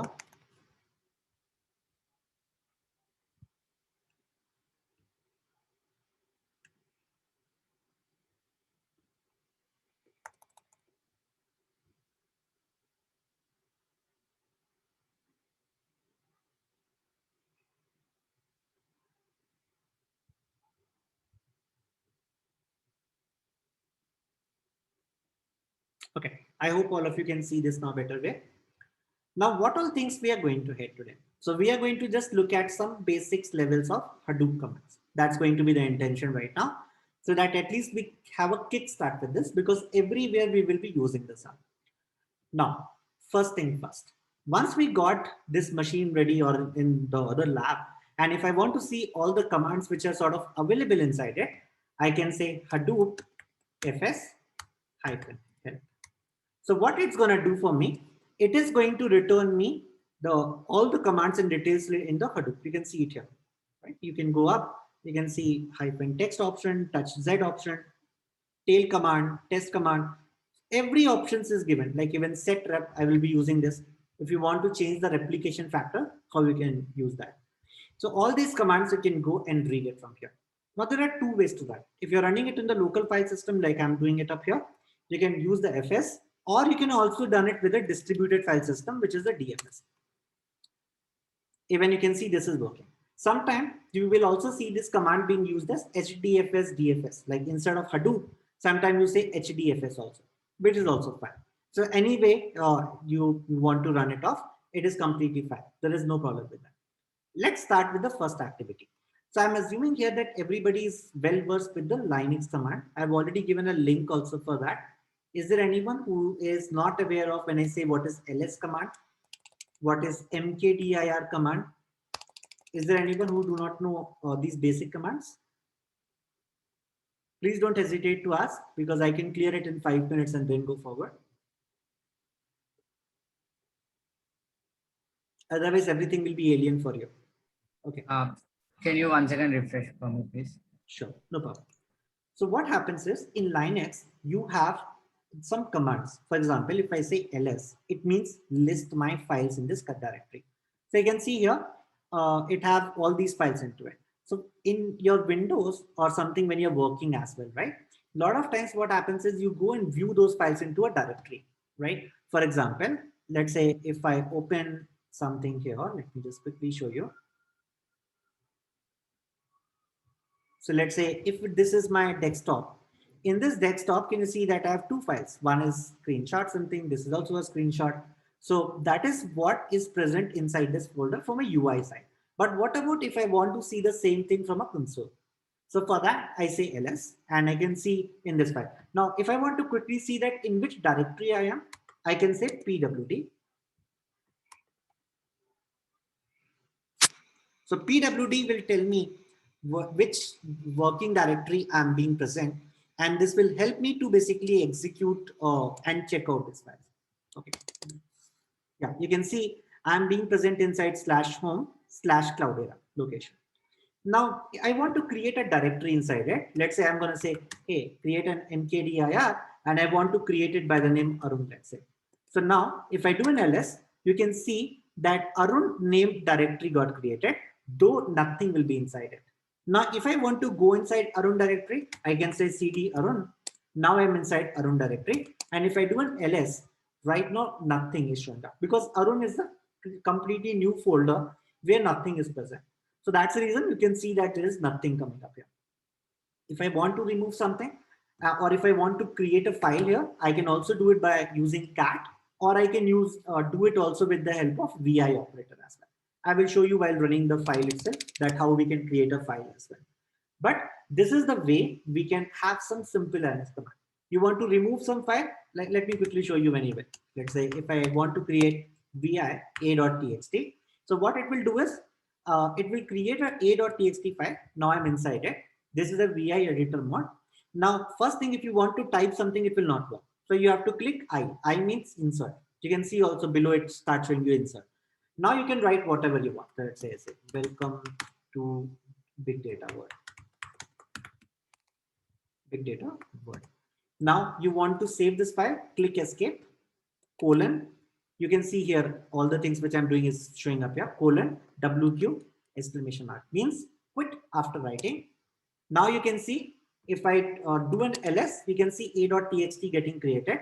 And if I want to read this data, I can say cat a.txt, and you can read this also. So this way you can also read these files. Now, one more thing, if you want to do, if you want to come back from this directory, you can say cd ... It will come back by one location. So now you can see you're again in /home/Cloudacre from /home/Cloudacre/Arun. Okay. So you have changed this directory. Now what you want to do here, if you see, we don't have any a.txt, right? So what you want to do is you want to bring this file from Arun directory. So a.txt to your current directory, means in this location. So what you can do, as soon as you will hit this mv command, it means move, means cut paste, not copy paste. So now what will happen if you do an ls, you can see a.txt showing up here. But if I go inside Arun again and try to find this file, it's no more. Clear?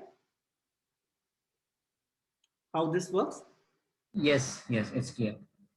Now, let's go ahead and try to see how we can work on the HDFS systems now. Now, first thing first, if I want to see the file present in my HDFS, I can simply hit Hadoop fs. Sorry. I don't know why it was not typing. Okay. Hadoop fs -ls. Now, this is the way we will be defining it. Any command we will be writing, we will be starting with Hadoop FS or Hadoop DFS. And then we will be defining the command which we want to.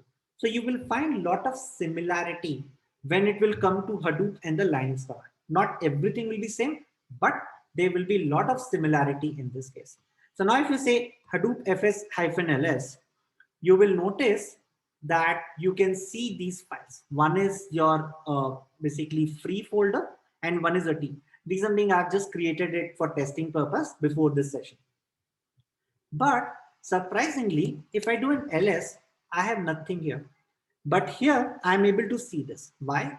Because it is going and read these files from the default location of your HDFS. Now this default location of HDFS is configured when your Hadoop is installed. Now definitely, even this, I will also show you maybe in some time that where these files are being stored as well. But just to give you the context, I already explained you that even when you say HDFS and store something, you are still storing it on your local machine. If you are running on the one machine system, if you are working on a name node, data nodes across, then it will be saved on some data node machine as well, where it will be located in some directory, right? And that directory will be dependent on the configurations you have done.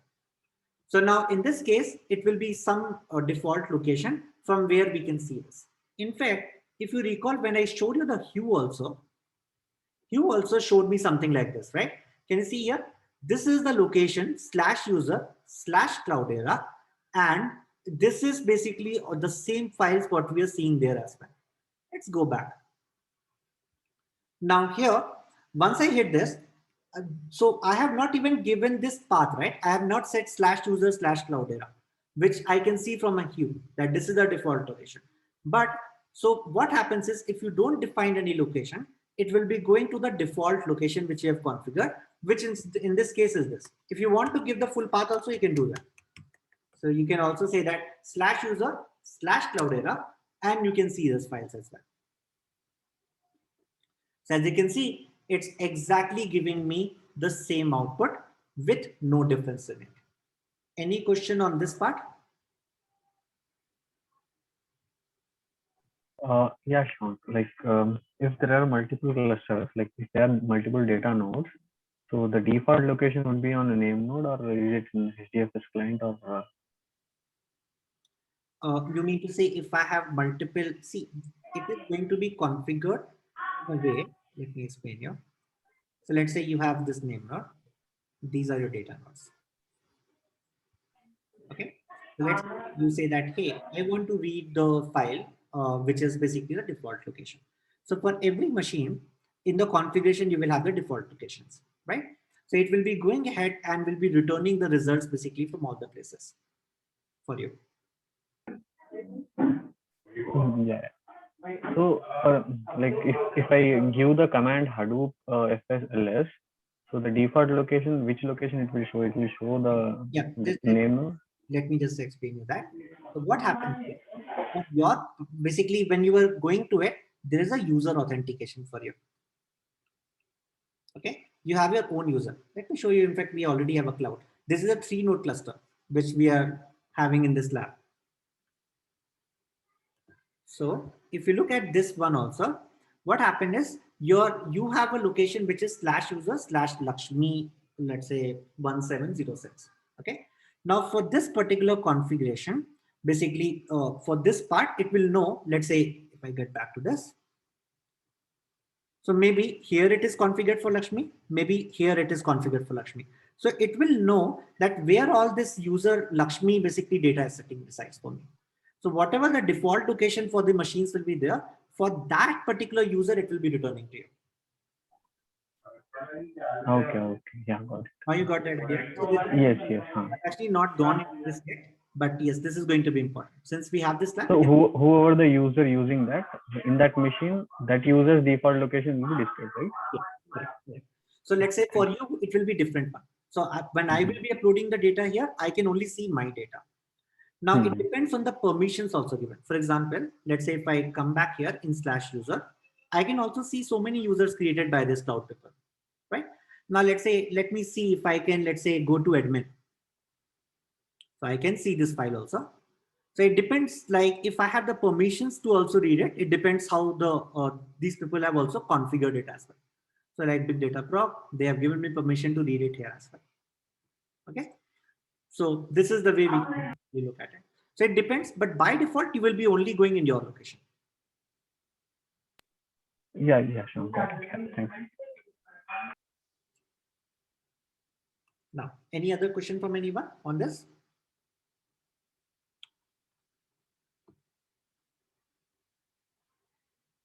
Okay.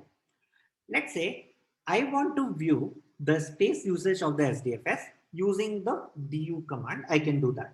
So I can say Hadoop fs -du. So what this will tell me, this is also a Linux command only. People who already are coming from the Linux part, they will be aware of this portion. So this will be checking the space usage of the SDFS. Right now, actually, I just created some directories. I have not kept anything inside that. That's the reason it is telling me it's or completely blank, right? 0 bytes. And it tells you in the bytes format. If you keep some file inside it, it will tell you that, okay, you have already occupied this much of space for in this particular directory, or this file is occupying this much of space. So this is the way you can also see this thing. Now, what I want to do is, I want to create a directory inside Hadoop. So I will say Hadoop fs -mkdir. Again, you can see this is just like a Linux command. Let's say I want to create as a trial account. Right? I have not basically done anything for a trial. So I said I want to create for a trial directory. So now if I hit this, because here if you see, I only have free and T, right? As soon as I will hit this, okay, sorry, there is a typo here.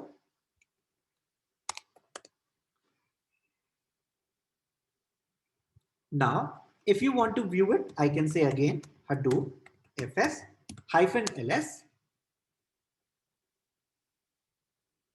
Now you can see also a trial thing coming up for you.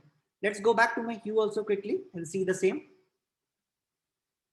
Let's refresh it.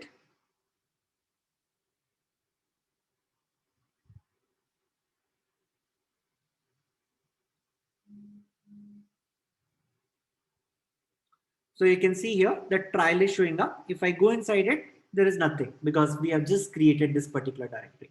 There is nothing present inside it. Now what I want to do, I would like to send some data in this directory. How I can do that? I can first of all, let me create a file and insert some data in it. Now, in order to do that, I have just shown you a vi command there. Now let me show you cat command. I can say cat pipeline operator means I'm going to send some data now into a file. Let's create it, let's say by saying test.txt. Okay, I'm just creating this file. Now inside it, whatever you want to write, write it. So let's say I say, hello, welcome to big data world. We are enjoying it. Now you can come out of this by saying Control Z. Now once you're out of this, now you can see cat text.txt. Now you can see the same data showing up for you. Now once you're done with this, I would like to send this text.txt file to my HDFS, because right now if you look at it, this directory of trial is empty. I want to send this file now to this particular directory. How I can do that? So you are going to now say, open this. Now you're going to say Hadoop fs -put. Now which file you want to send? You're going to say text.txt. If I'm in the current directory, otherwise you have to give the full path. Now you can say trial, and inside that you want to save it by what name? Let's say you say that I want to save it by the name trial itself. Okay, just randomly. Now let's see what's going to happen. Now, if you go here in your queue and refresh it,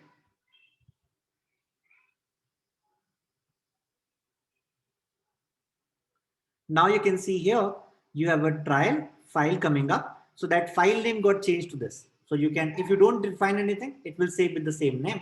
But if you define some name, then it will just replace that name. It will rename it for you. Any question till this step?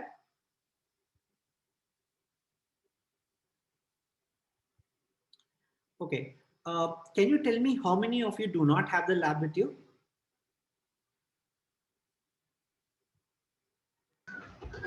I'm not having it.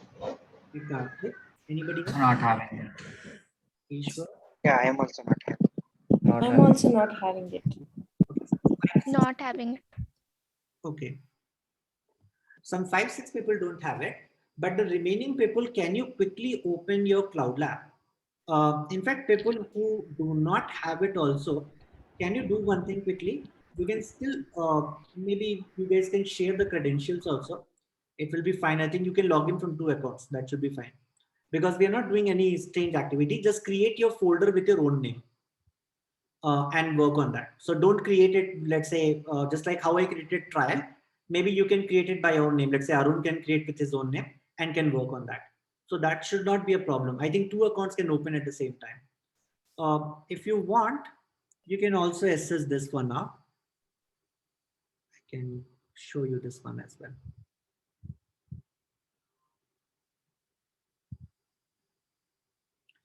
Can you all quickly try with this, whoever do not have it? I'm giving you this link on your chat. 1 second.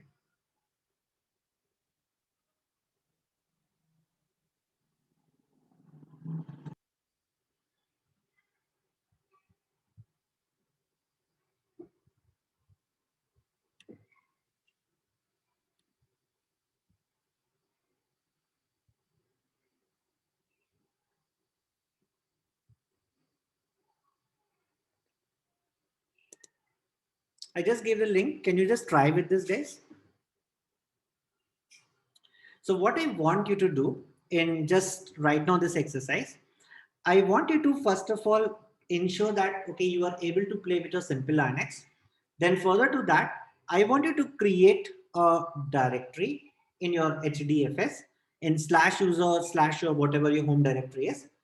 Make sure you are able to access your hue also in that and create a directory inside that and put a file inside that. Okay, same thing which I have done, but you have to just try it with your own style now. So that I just want to ensure that your hands get dirty with some code to start with. This is very beginner to start with. Later things will become little complex. So you should be very comfortable with the beginning things.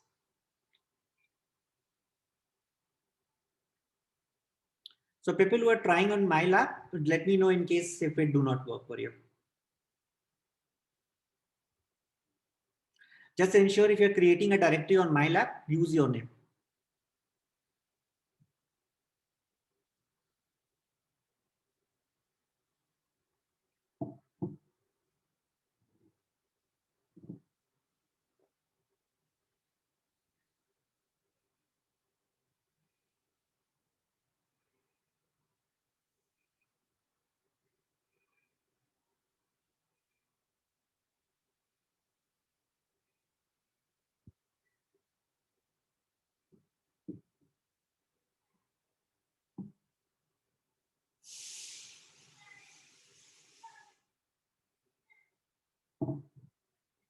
And whoever is done, just type in the chat box is done once you complete it.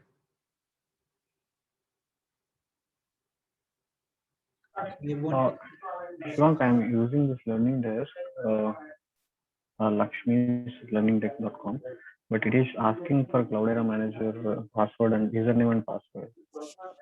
Okay, so first of all, when you have clicked on this link, it had asked you to provide the username and password, right? Have you entered these username and password, which is given to you? Yes, yes. Okay. Then after that, can you see this thing? Yes. Okay, don't open this one. Click on this web shell. Okay. In web shell, you have to provide this username and password, which is on the left side. Same way, open the Hue login. Okay. So, like, first we have to enter into the web shell or the Cloudera QE login portal? Yeah, so you have to just click on this Cloudera Hue login portal like this. Just click on this. It will open as a new browser. And once it will ask you the username and password, just provide that. Okay. Okay. For people who do not have the lab, I have already given you basically here. So you can copy paste to login at the first one. Then after that, you will see the screen only.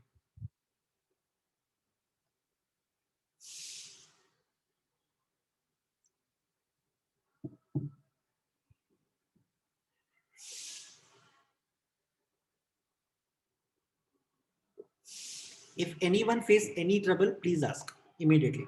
And don't think any question is basic question. You can just keep asking. I will keep answering you. If you are not able to understand that, I will tell you in different examples.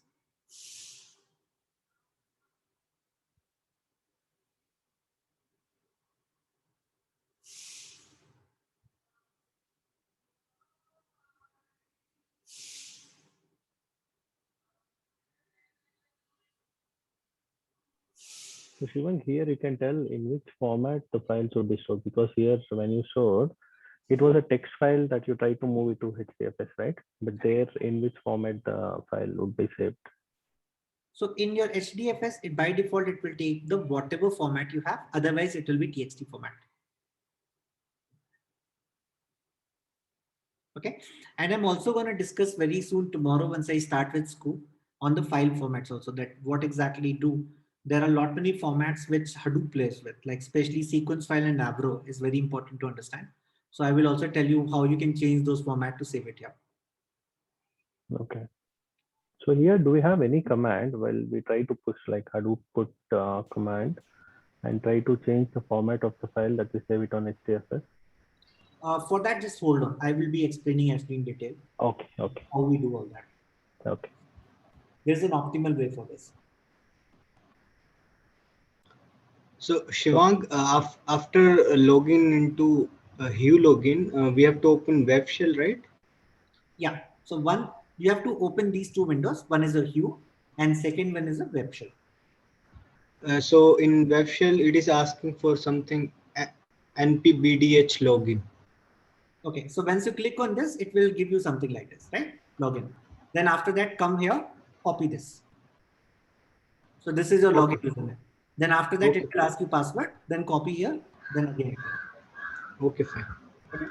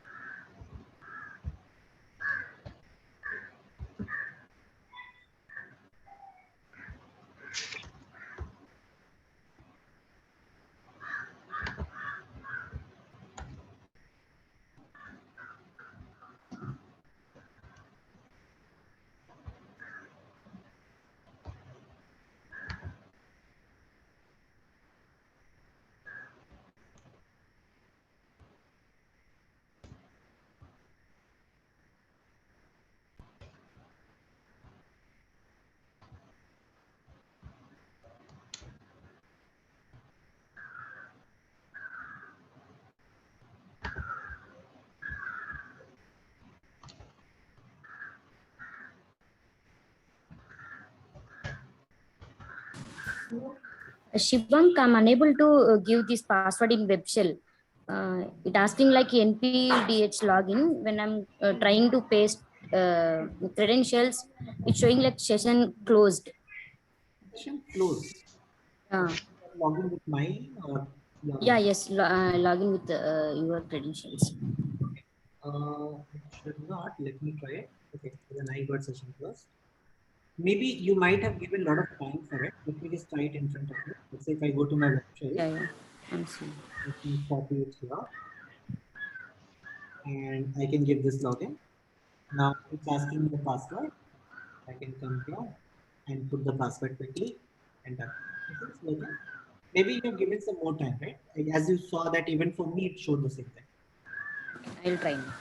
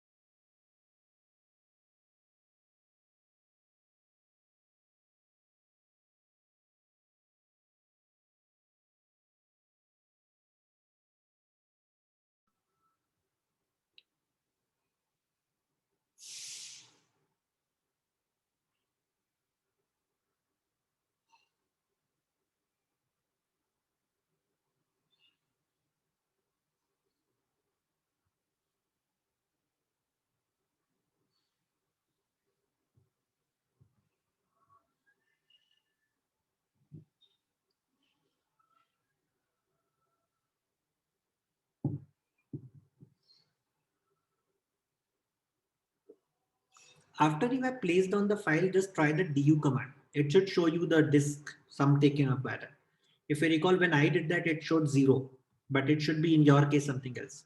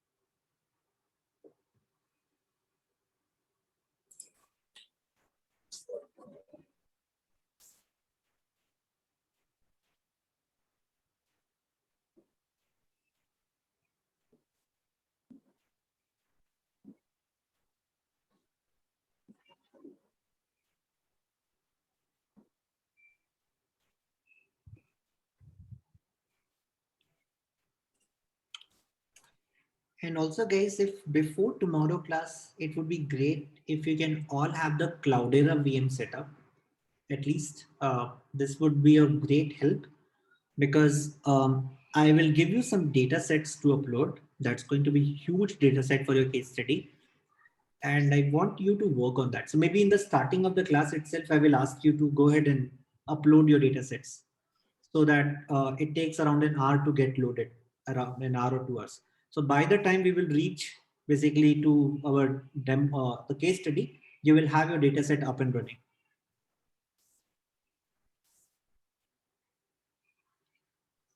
So Shivam, what is the location where we can download that VMDK file for Cloudera? I will be giving you Google Drive. We have not yet created it. So it's me to create that. So I will pass it to Lakshmi, and Lakshmi will be passing it to Satish, I think, immediately. And maybe I can create while you guys are doing it. At least you have the link with you, and you can maybe keep on doing it later, right? Yeah. So you guys keep working. Let me just upload it here for you guys.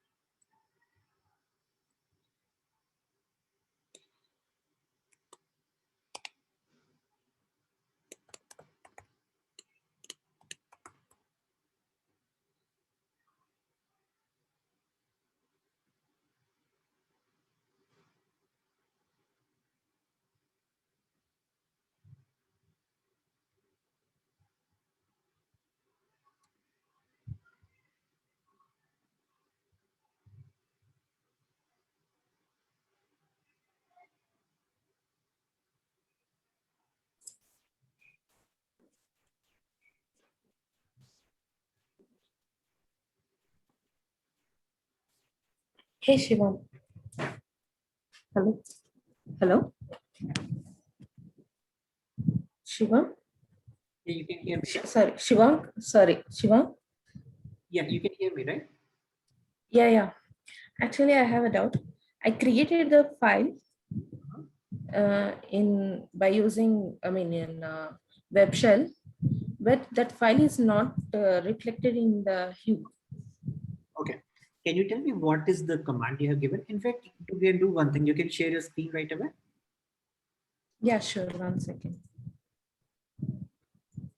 So guys, whenever you have any doubt, you can always tell me if I can ask you to share your screen. That will be better. You can able to see my screen right now? No, not yet. Okay. Host disabled.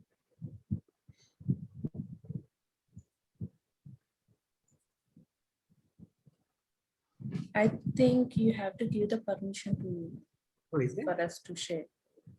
It's not. It's saying that host disabled participating screen sharing. 1 second. Let me see if I can do something here.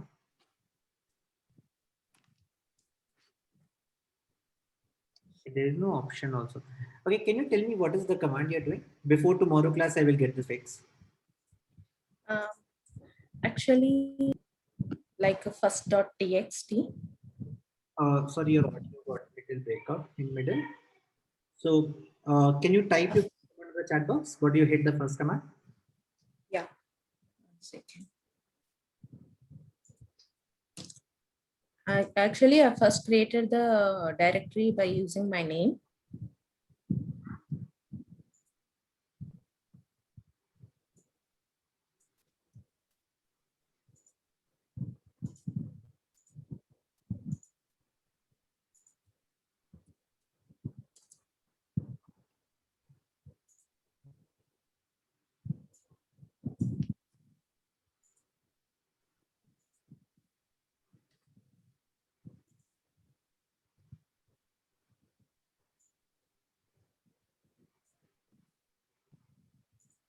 You have sent the chat.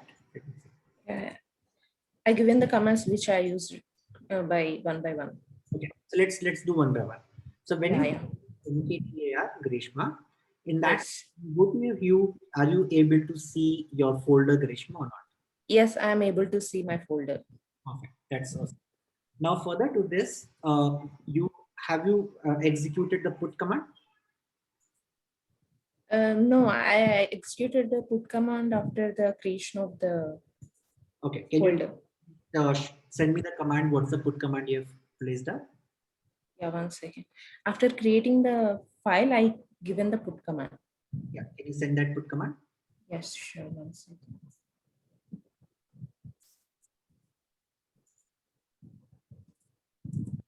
This is the put command I given. hdfs fs -put first.text. Okay. Can you say Grishma / and give some name? Okay.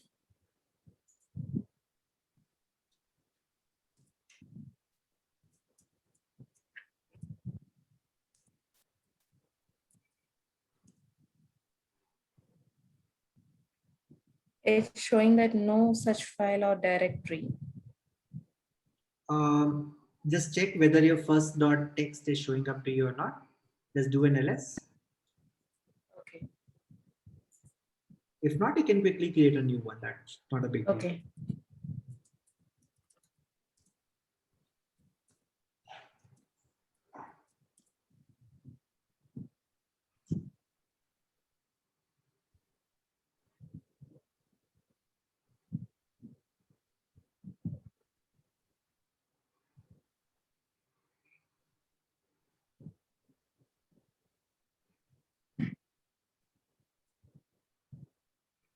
And give the extension as txt, not text, because text is not the right extension. Okay. Oh, sorry. I think I given wrong. Okay, I will try and I will come back. Okay. Anybody Thank else? you. Any issue, guys?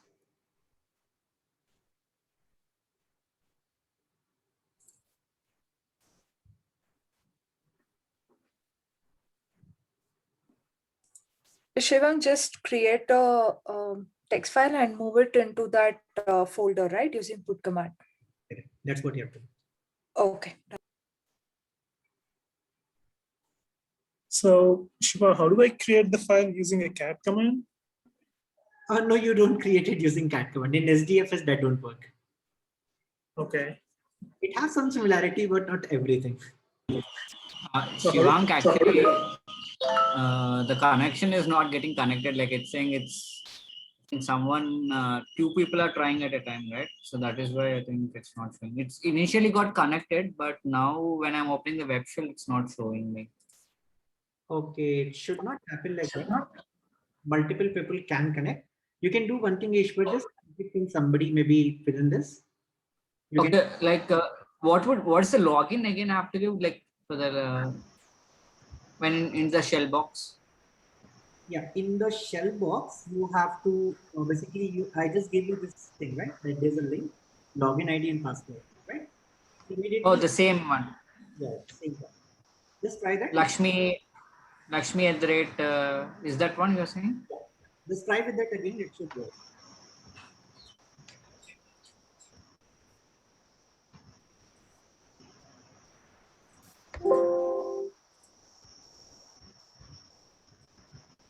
Also, meanwhile, I have already just going to put that down. Load also, correct?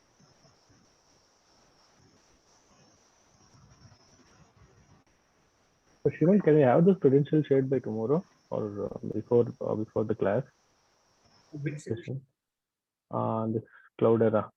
I'm just Because I'm not sure whether team would be able to install VMware, because considering this is weekend, and also most of them don't have access to install software. So in case if it do not work, what I will do is I will maybe postpone the case study to Monday class or maybe Tuesday class, because you need Monday to get this done, right? So maybe I will start a new topic and the case study I will Tuesday. Okay, or else I'm not sure whether, because right now we are trying to use your credentials, and it will be more than 2 logins, right? Getting it from Lakshmi by today itself. That she will take care of. Okay. Yeah. These credentials you will get it. It just for today, I just want to ensure that whatever we are doing, you should just get your hand dirty and get confidence in it. Yeah, right.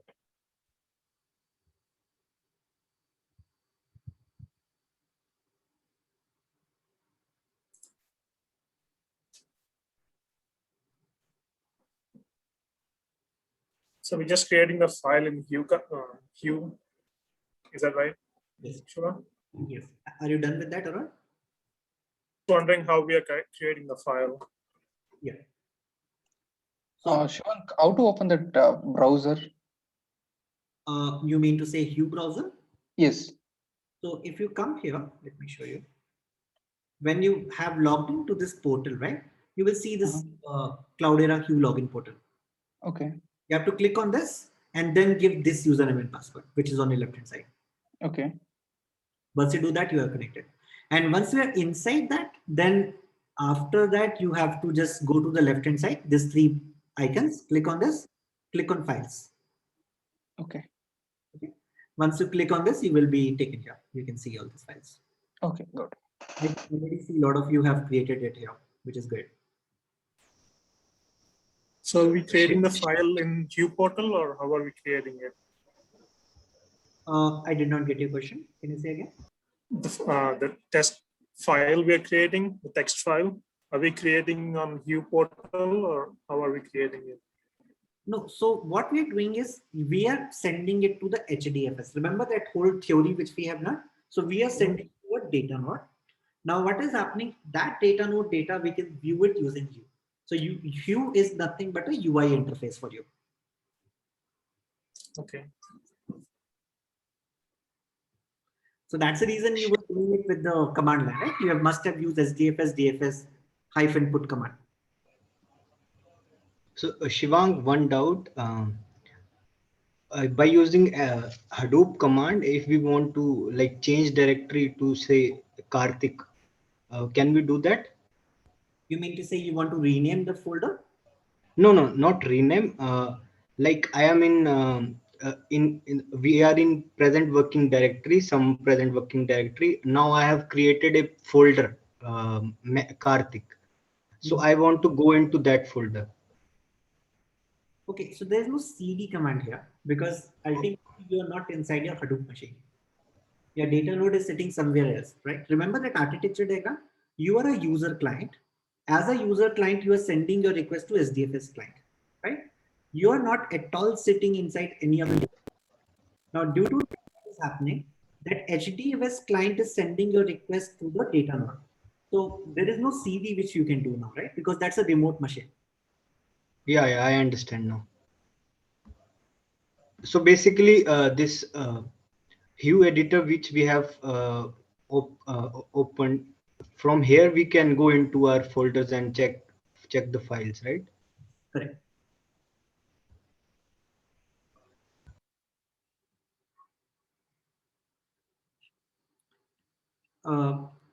Can you all? How many of you have finished it? In fact, okay. Pradeep have written. I'm done. How many others are done? I finished, Shivank. Aditya. I finished. I finished, Shiva. It's coming. The last 2 minutes, can everybody else also quickly finish it? We have to still do some more lab activities today. Yeah, I also mentioned. Okay, just last 2 minutes now. If anybody face problem, please immediately ask. This is the very beginning and you have to ensure that you kind of are excelling in that. So yeah, I'm still lost on how the source file was created. Yeah, please ask. So which source file you are referring to, Arun? So the file we're trying to move into the folder, the directory we created. Okay, so let me just quickly show you. That's not a problem. So let's say if I'm in my VM, now from here, I can click on this. I can say cat. Okay. Basically the name of my file. Let's say I say arun.txt. Now, sorry, cat, this pipeline operator, arun.txt. So basically what it will do, it will be sending the data to arun.txt. Now, whatever I want, let me keep placing it. And once you're done, do a control jet. Okay, got it. All right. Can you quickly finish it now, Arun? Yeah.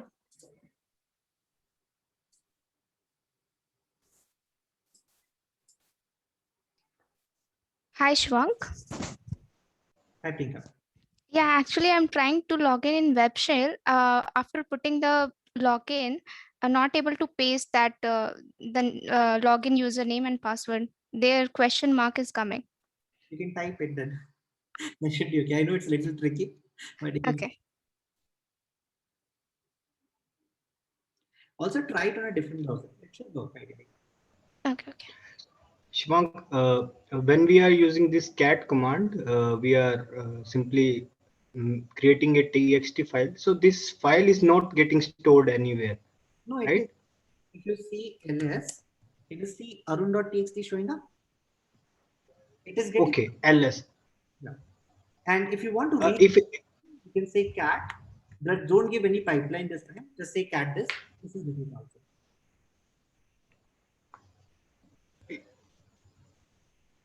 So if you give this pipeline operator, it means insert the data inside it. If you don't give any pipeline, that means you want to read it. Okay. So we are giving ls command, then it's showing it. But if we do Hadoop fs command, then this file is not there, right? So this is getting stored in our local machine or something like that. So be very clear on this difference. Whenever you are creating some file, you are doing it on your local file system. Okay, so you are doing it on a local machine. When you are hitting this command Hadoop fs, then you are actually doing the operation on your HDFS now. Means you're working on your data node. So think of it like this. Let's say you have in your machines /user / maybe Arun, right? Let's say this is your local machine. Similarly, on your same machine, there will be some other location. It will be like /home /Cloudera /opt.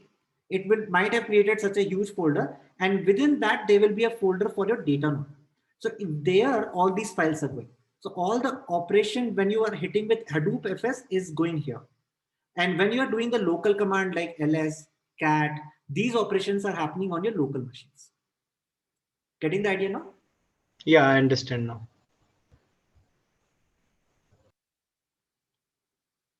Guys, can we go ahead now with the next step? If you're not able to yet complete, you can try it after the class also. And if you face any trouble, we can start tomorrow class also with the same. I will also give you some more time even in the last to complete it. So you can even ask me at that time. Now let's go ahead with few more things. So we just understood now how to load the data. Guys, I need your attention now. Okay. So we just understood how to load the data. So we saw Hadoop fs -ls, and we have seen all these folders showing up now for me. I think now it will be much more because you guys have also loaded some data for me. Let this get executed.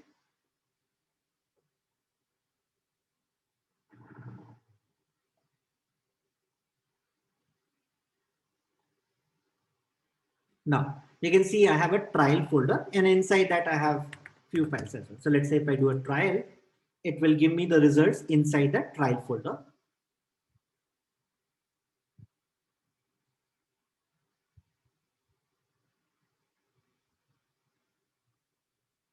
It's taking a little more time. I don't know why, but that's okay.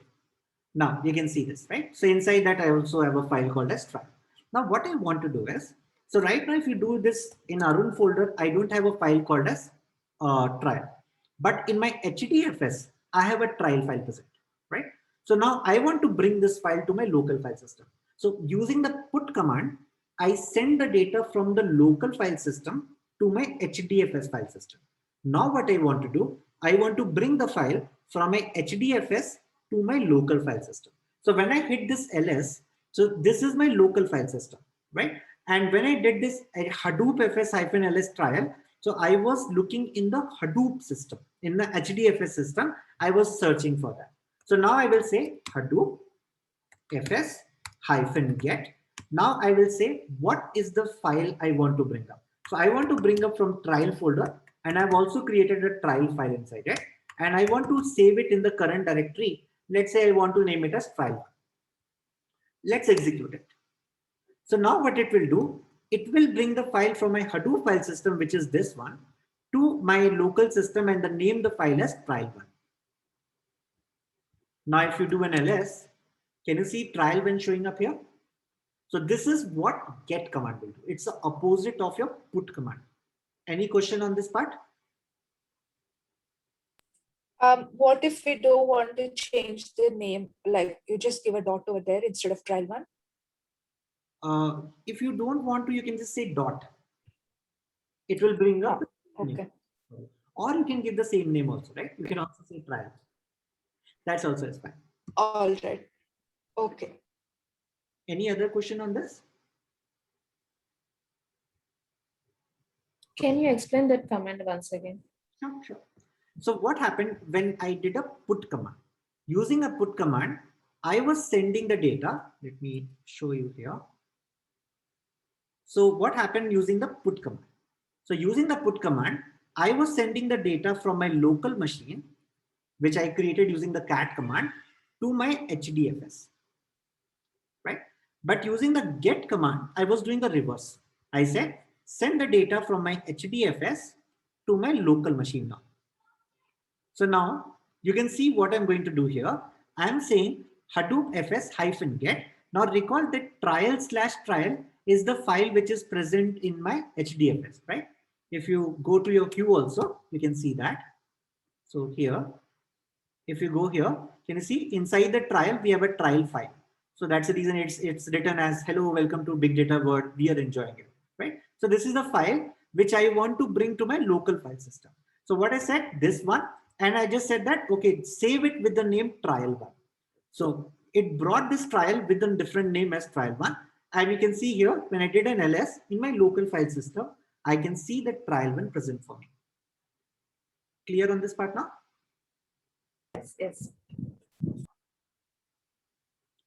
Anyone have any other question on this? Everyone clear? Perfect. Now, let's again see this. Hadoop fs-ls trial, and let's execute this.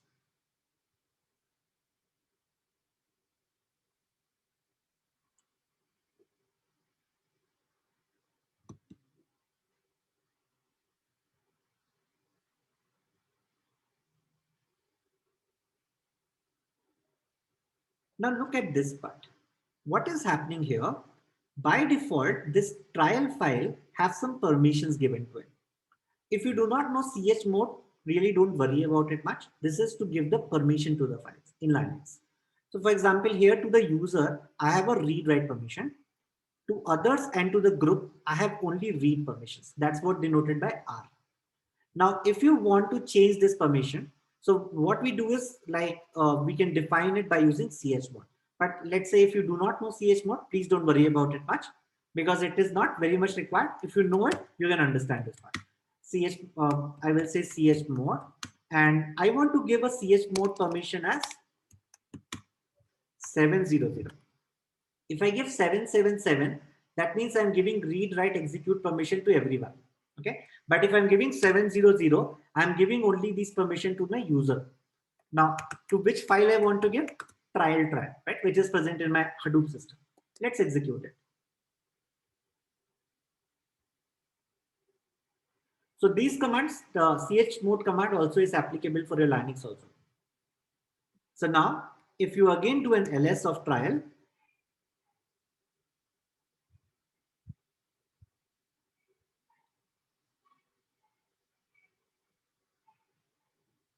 now, can you notice the difference? What it said, it has the read, write, execute permission. X means execute permission for the user, but for all the ones it became 0. Means for the group as well as for the others, it became 0. But here we had a read permission also for the others and for the group, and for the user, I only have the read, write permission. But now I have all these 3 permissions by defining 700. Clear on this part? Means if you do not know chmod, do not worry about it. If you know chmod, then you can understand this part. If you do not know, I can maybe tomorrow class, I can bring this up again. That's not a big deal. I can explain you what chmod do in detail. Like there's some values we define like 4, 2, 1, and that's how we add to 7. But I will explain you in tomorrow class then, because for this I need some more time. Now, one more thing which I want to show you is, let's say if I come back here, I can hit this Hadoop. You can see Hadoop here. You will not be able to see this in the Cloud Lab. Basically, there it will not be allowed for you. You can click on your HDFS name node. Now inside this, you can go to utilities and you can say browse the file system. This is basically getting connected from the name node. In the cloud, I think you might not have the permission to go through it. So here you can see this is user/user. Now, after that, I can quickly go and check the Cloudera /user/Cloudera. Now inside that I have a try, right? Let's go there. Can you see the replication factor for this file is 1 here, right? Replication factor for this file is 1. This is I'm looking from the name node portal. Now I want to change it to something else. I want to replicate it. So what I can do, I can say Hadoop fs -setrep. Setrep means set this number, new number. Now I want to change it to let's say 3 and I want to say trial/trial. Anyway, since you are working on a single machine right now, this may not have any impact. But if you're working on a cluster like in your Cloud Lab, then this setrep will change for you. Means it will copy it into different data nodes. Now let's execute this.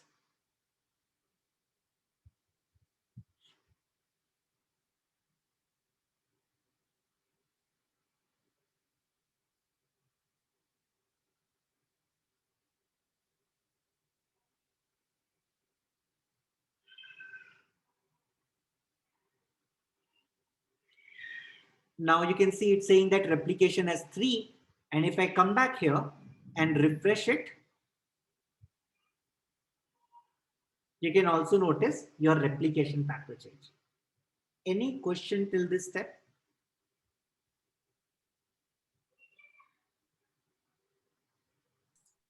So does this mean the replication can be done at file level?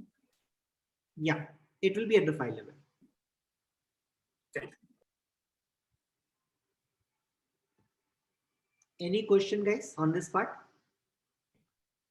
Shivank, initially you had set this replication factor to 2, right? So in that case, we could have created 2 copies across the cluster. And now since we have changed this to 3, it would have simultaneously created the other copy in the other data nodes, right? Remember the write architecture? In that write architecture, what used to happen? You are going to send this request from the user client to your SDFS client. Now SDFS client will go and tell it to name node, and name node will know that, okay, earlier replication factor was, let's say, 2. Now it will say that, hey, you want to maybe create one more copy for it. It will send this lease request for it. And it based on that, it will send you the data node list also, which is going to be just 1 in that case. So now you know that, okay, you have to write it only to one machine and you can write that. Got it? This is how that write will happen when you are asking for a new replication.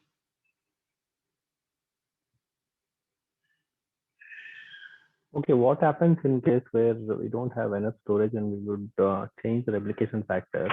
In that case, if there is no storage on that, but generally, basically, if you have this sort of problem, what it will do is like it will return a failure, and it will quickly look at the other data node. Remember that failure scenario which I also explained you? It will send back from acknowledgement queue to the main queue again, and then again it will inform name node. Name node will give a new data node part, and then there it will again try to write. Okay. Clear on this, right? How it's working? Again, you have to keep this architecture in mind. That's what is very important. Whenever you are visualizing this command, keep that architecture in mind, how it might be writing at the back.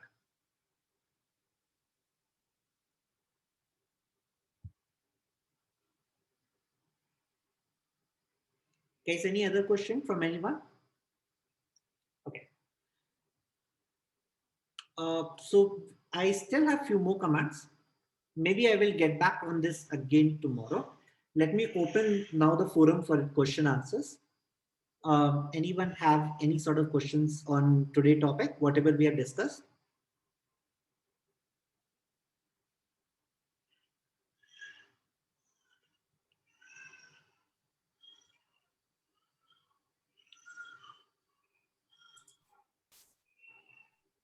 No questions?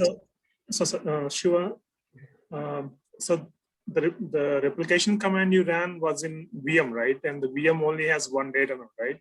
Yes. So in theory, are we breaking the rule that a data node should not have more than 2 replication at any time? No. So what happens in this case is it don't create a new copy for you, but name node mark this.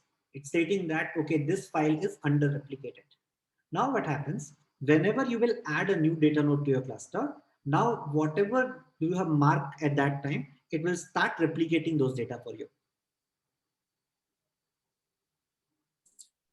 But the acknowledgement to name node will be already sent, committing the data to the metadata. No. So that's what I'm saying. So it's not going to be done. Yeah. So I'm just going to explain you here. So what's going to happen is, let's say you are only having one data node, right? And you already have a copy here. So when you from your client, you send the request to SDFS client, it sends to the name node. As soon as name node will receive it, it will know that I have only one data node left. It don't have any other data node copy left out.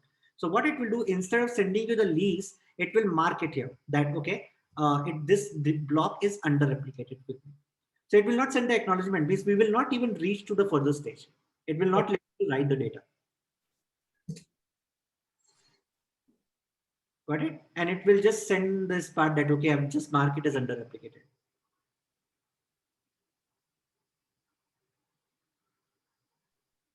and if the replication factor is reduced to the actual number, then it would be deleting those copies in the data nodes, right? Then it will be going ahead and deleting that.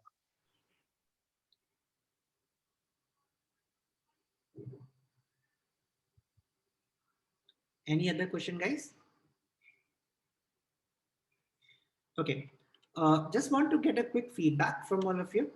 So whatever we are understanding, everybody is able to catch up every concept with the way we are using the whiteboard and everything. Anybody facing any trouble with this?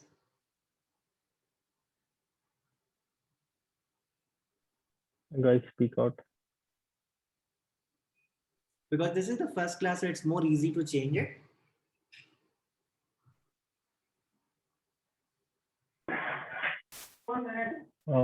Yeah, sure. Like, I'm able to get the concept and clear the concept. Yeah.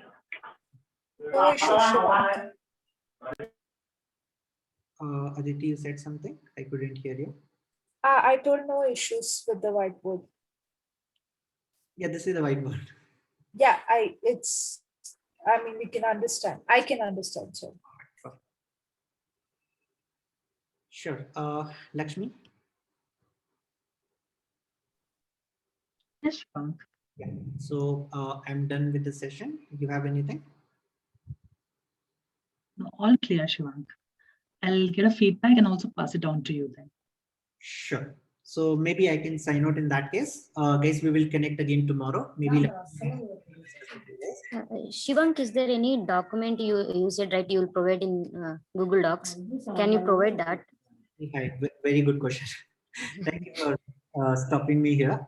I have already created it actually, and I was completely missing it out to send you. Okay. 1 second. I'm just sharing with all of you.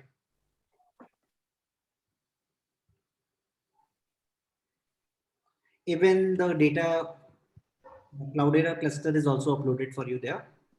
Let me share the link.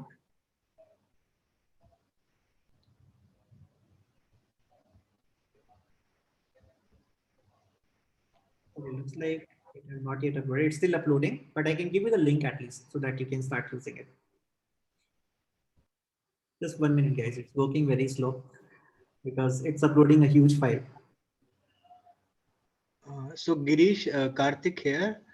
How should we proceed with those? Like we don't have Cloudera IDs. So what should we do? Like we should install that VMware, or how should we proceed with it? VMware, I'm not sure whether you can install Karthik because you need to have admin access. So Lakshmi, Okay. I assume you would be sharing us the credentials by today. I've already shared it yesterday for all of you. I got a participants list. Did you get it from Mahesh? Few of them have received it, but the other team members are still waiting for the credentials. Who are pending? Girish, can you let me know the names? I can make a note of it. Yeah, I can send you the list. Okay. You can also make a note of my number, Girish. Mm-hmm. It's 99. Oh, okay. I'll just put it in chat window then. Yeah, okay. Thanks. Night link with all of you guys.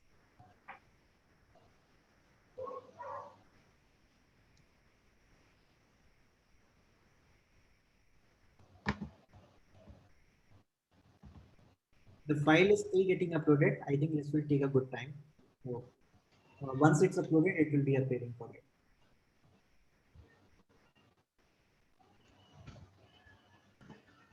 Yeah, okay, sure. It was good session today. We'll catch up tomorrow. Sure. Okay. Yeah. You guys. Thanks for your wonderful session, Shivank. Thanks, Shivank. Thanks. Have a great evening. See you tomorrow then. Yes. And Girish, please call me then. We can discuss about it. Yeah, sure, Lakshmi. I'll do that. Thank you.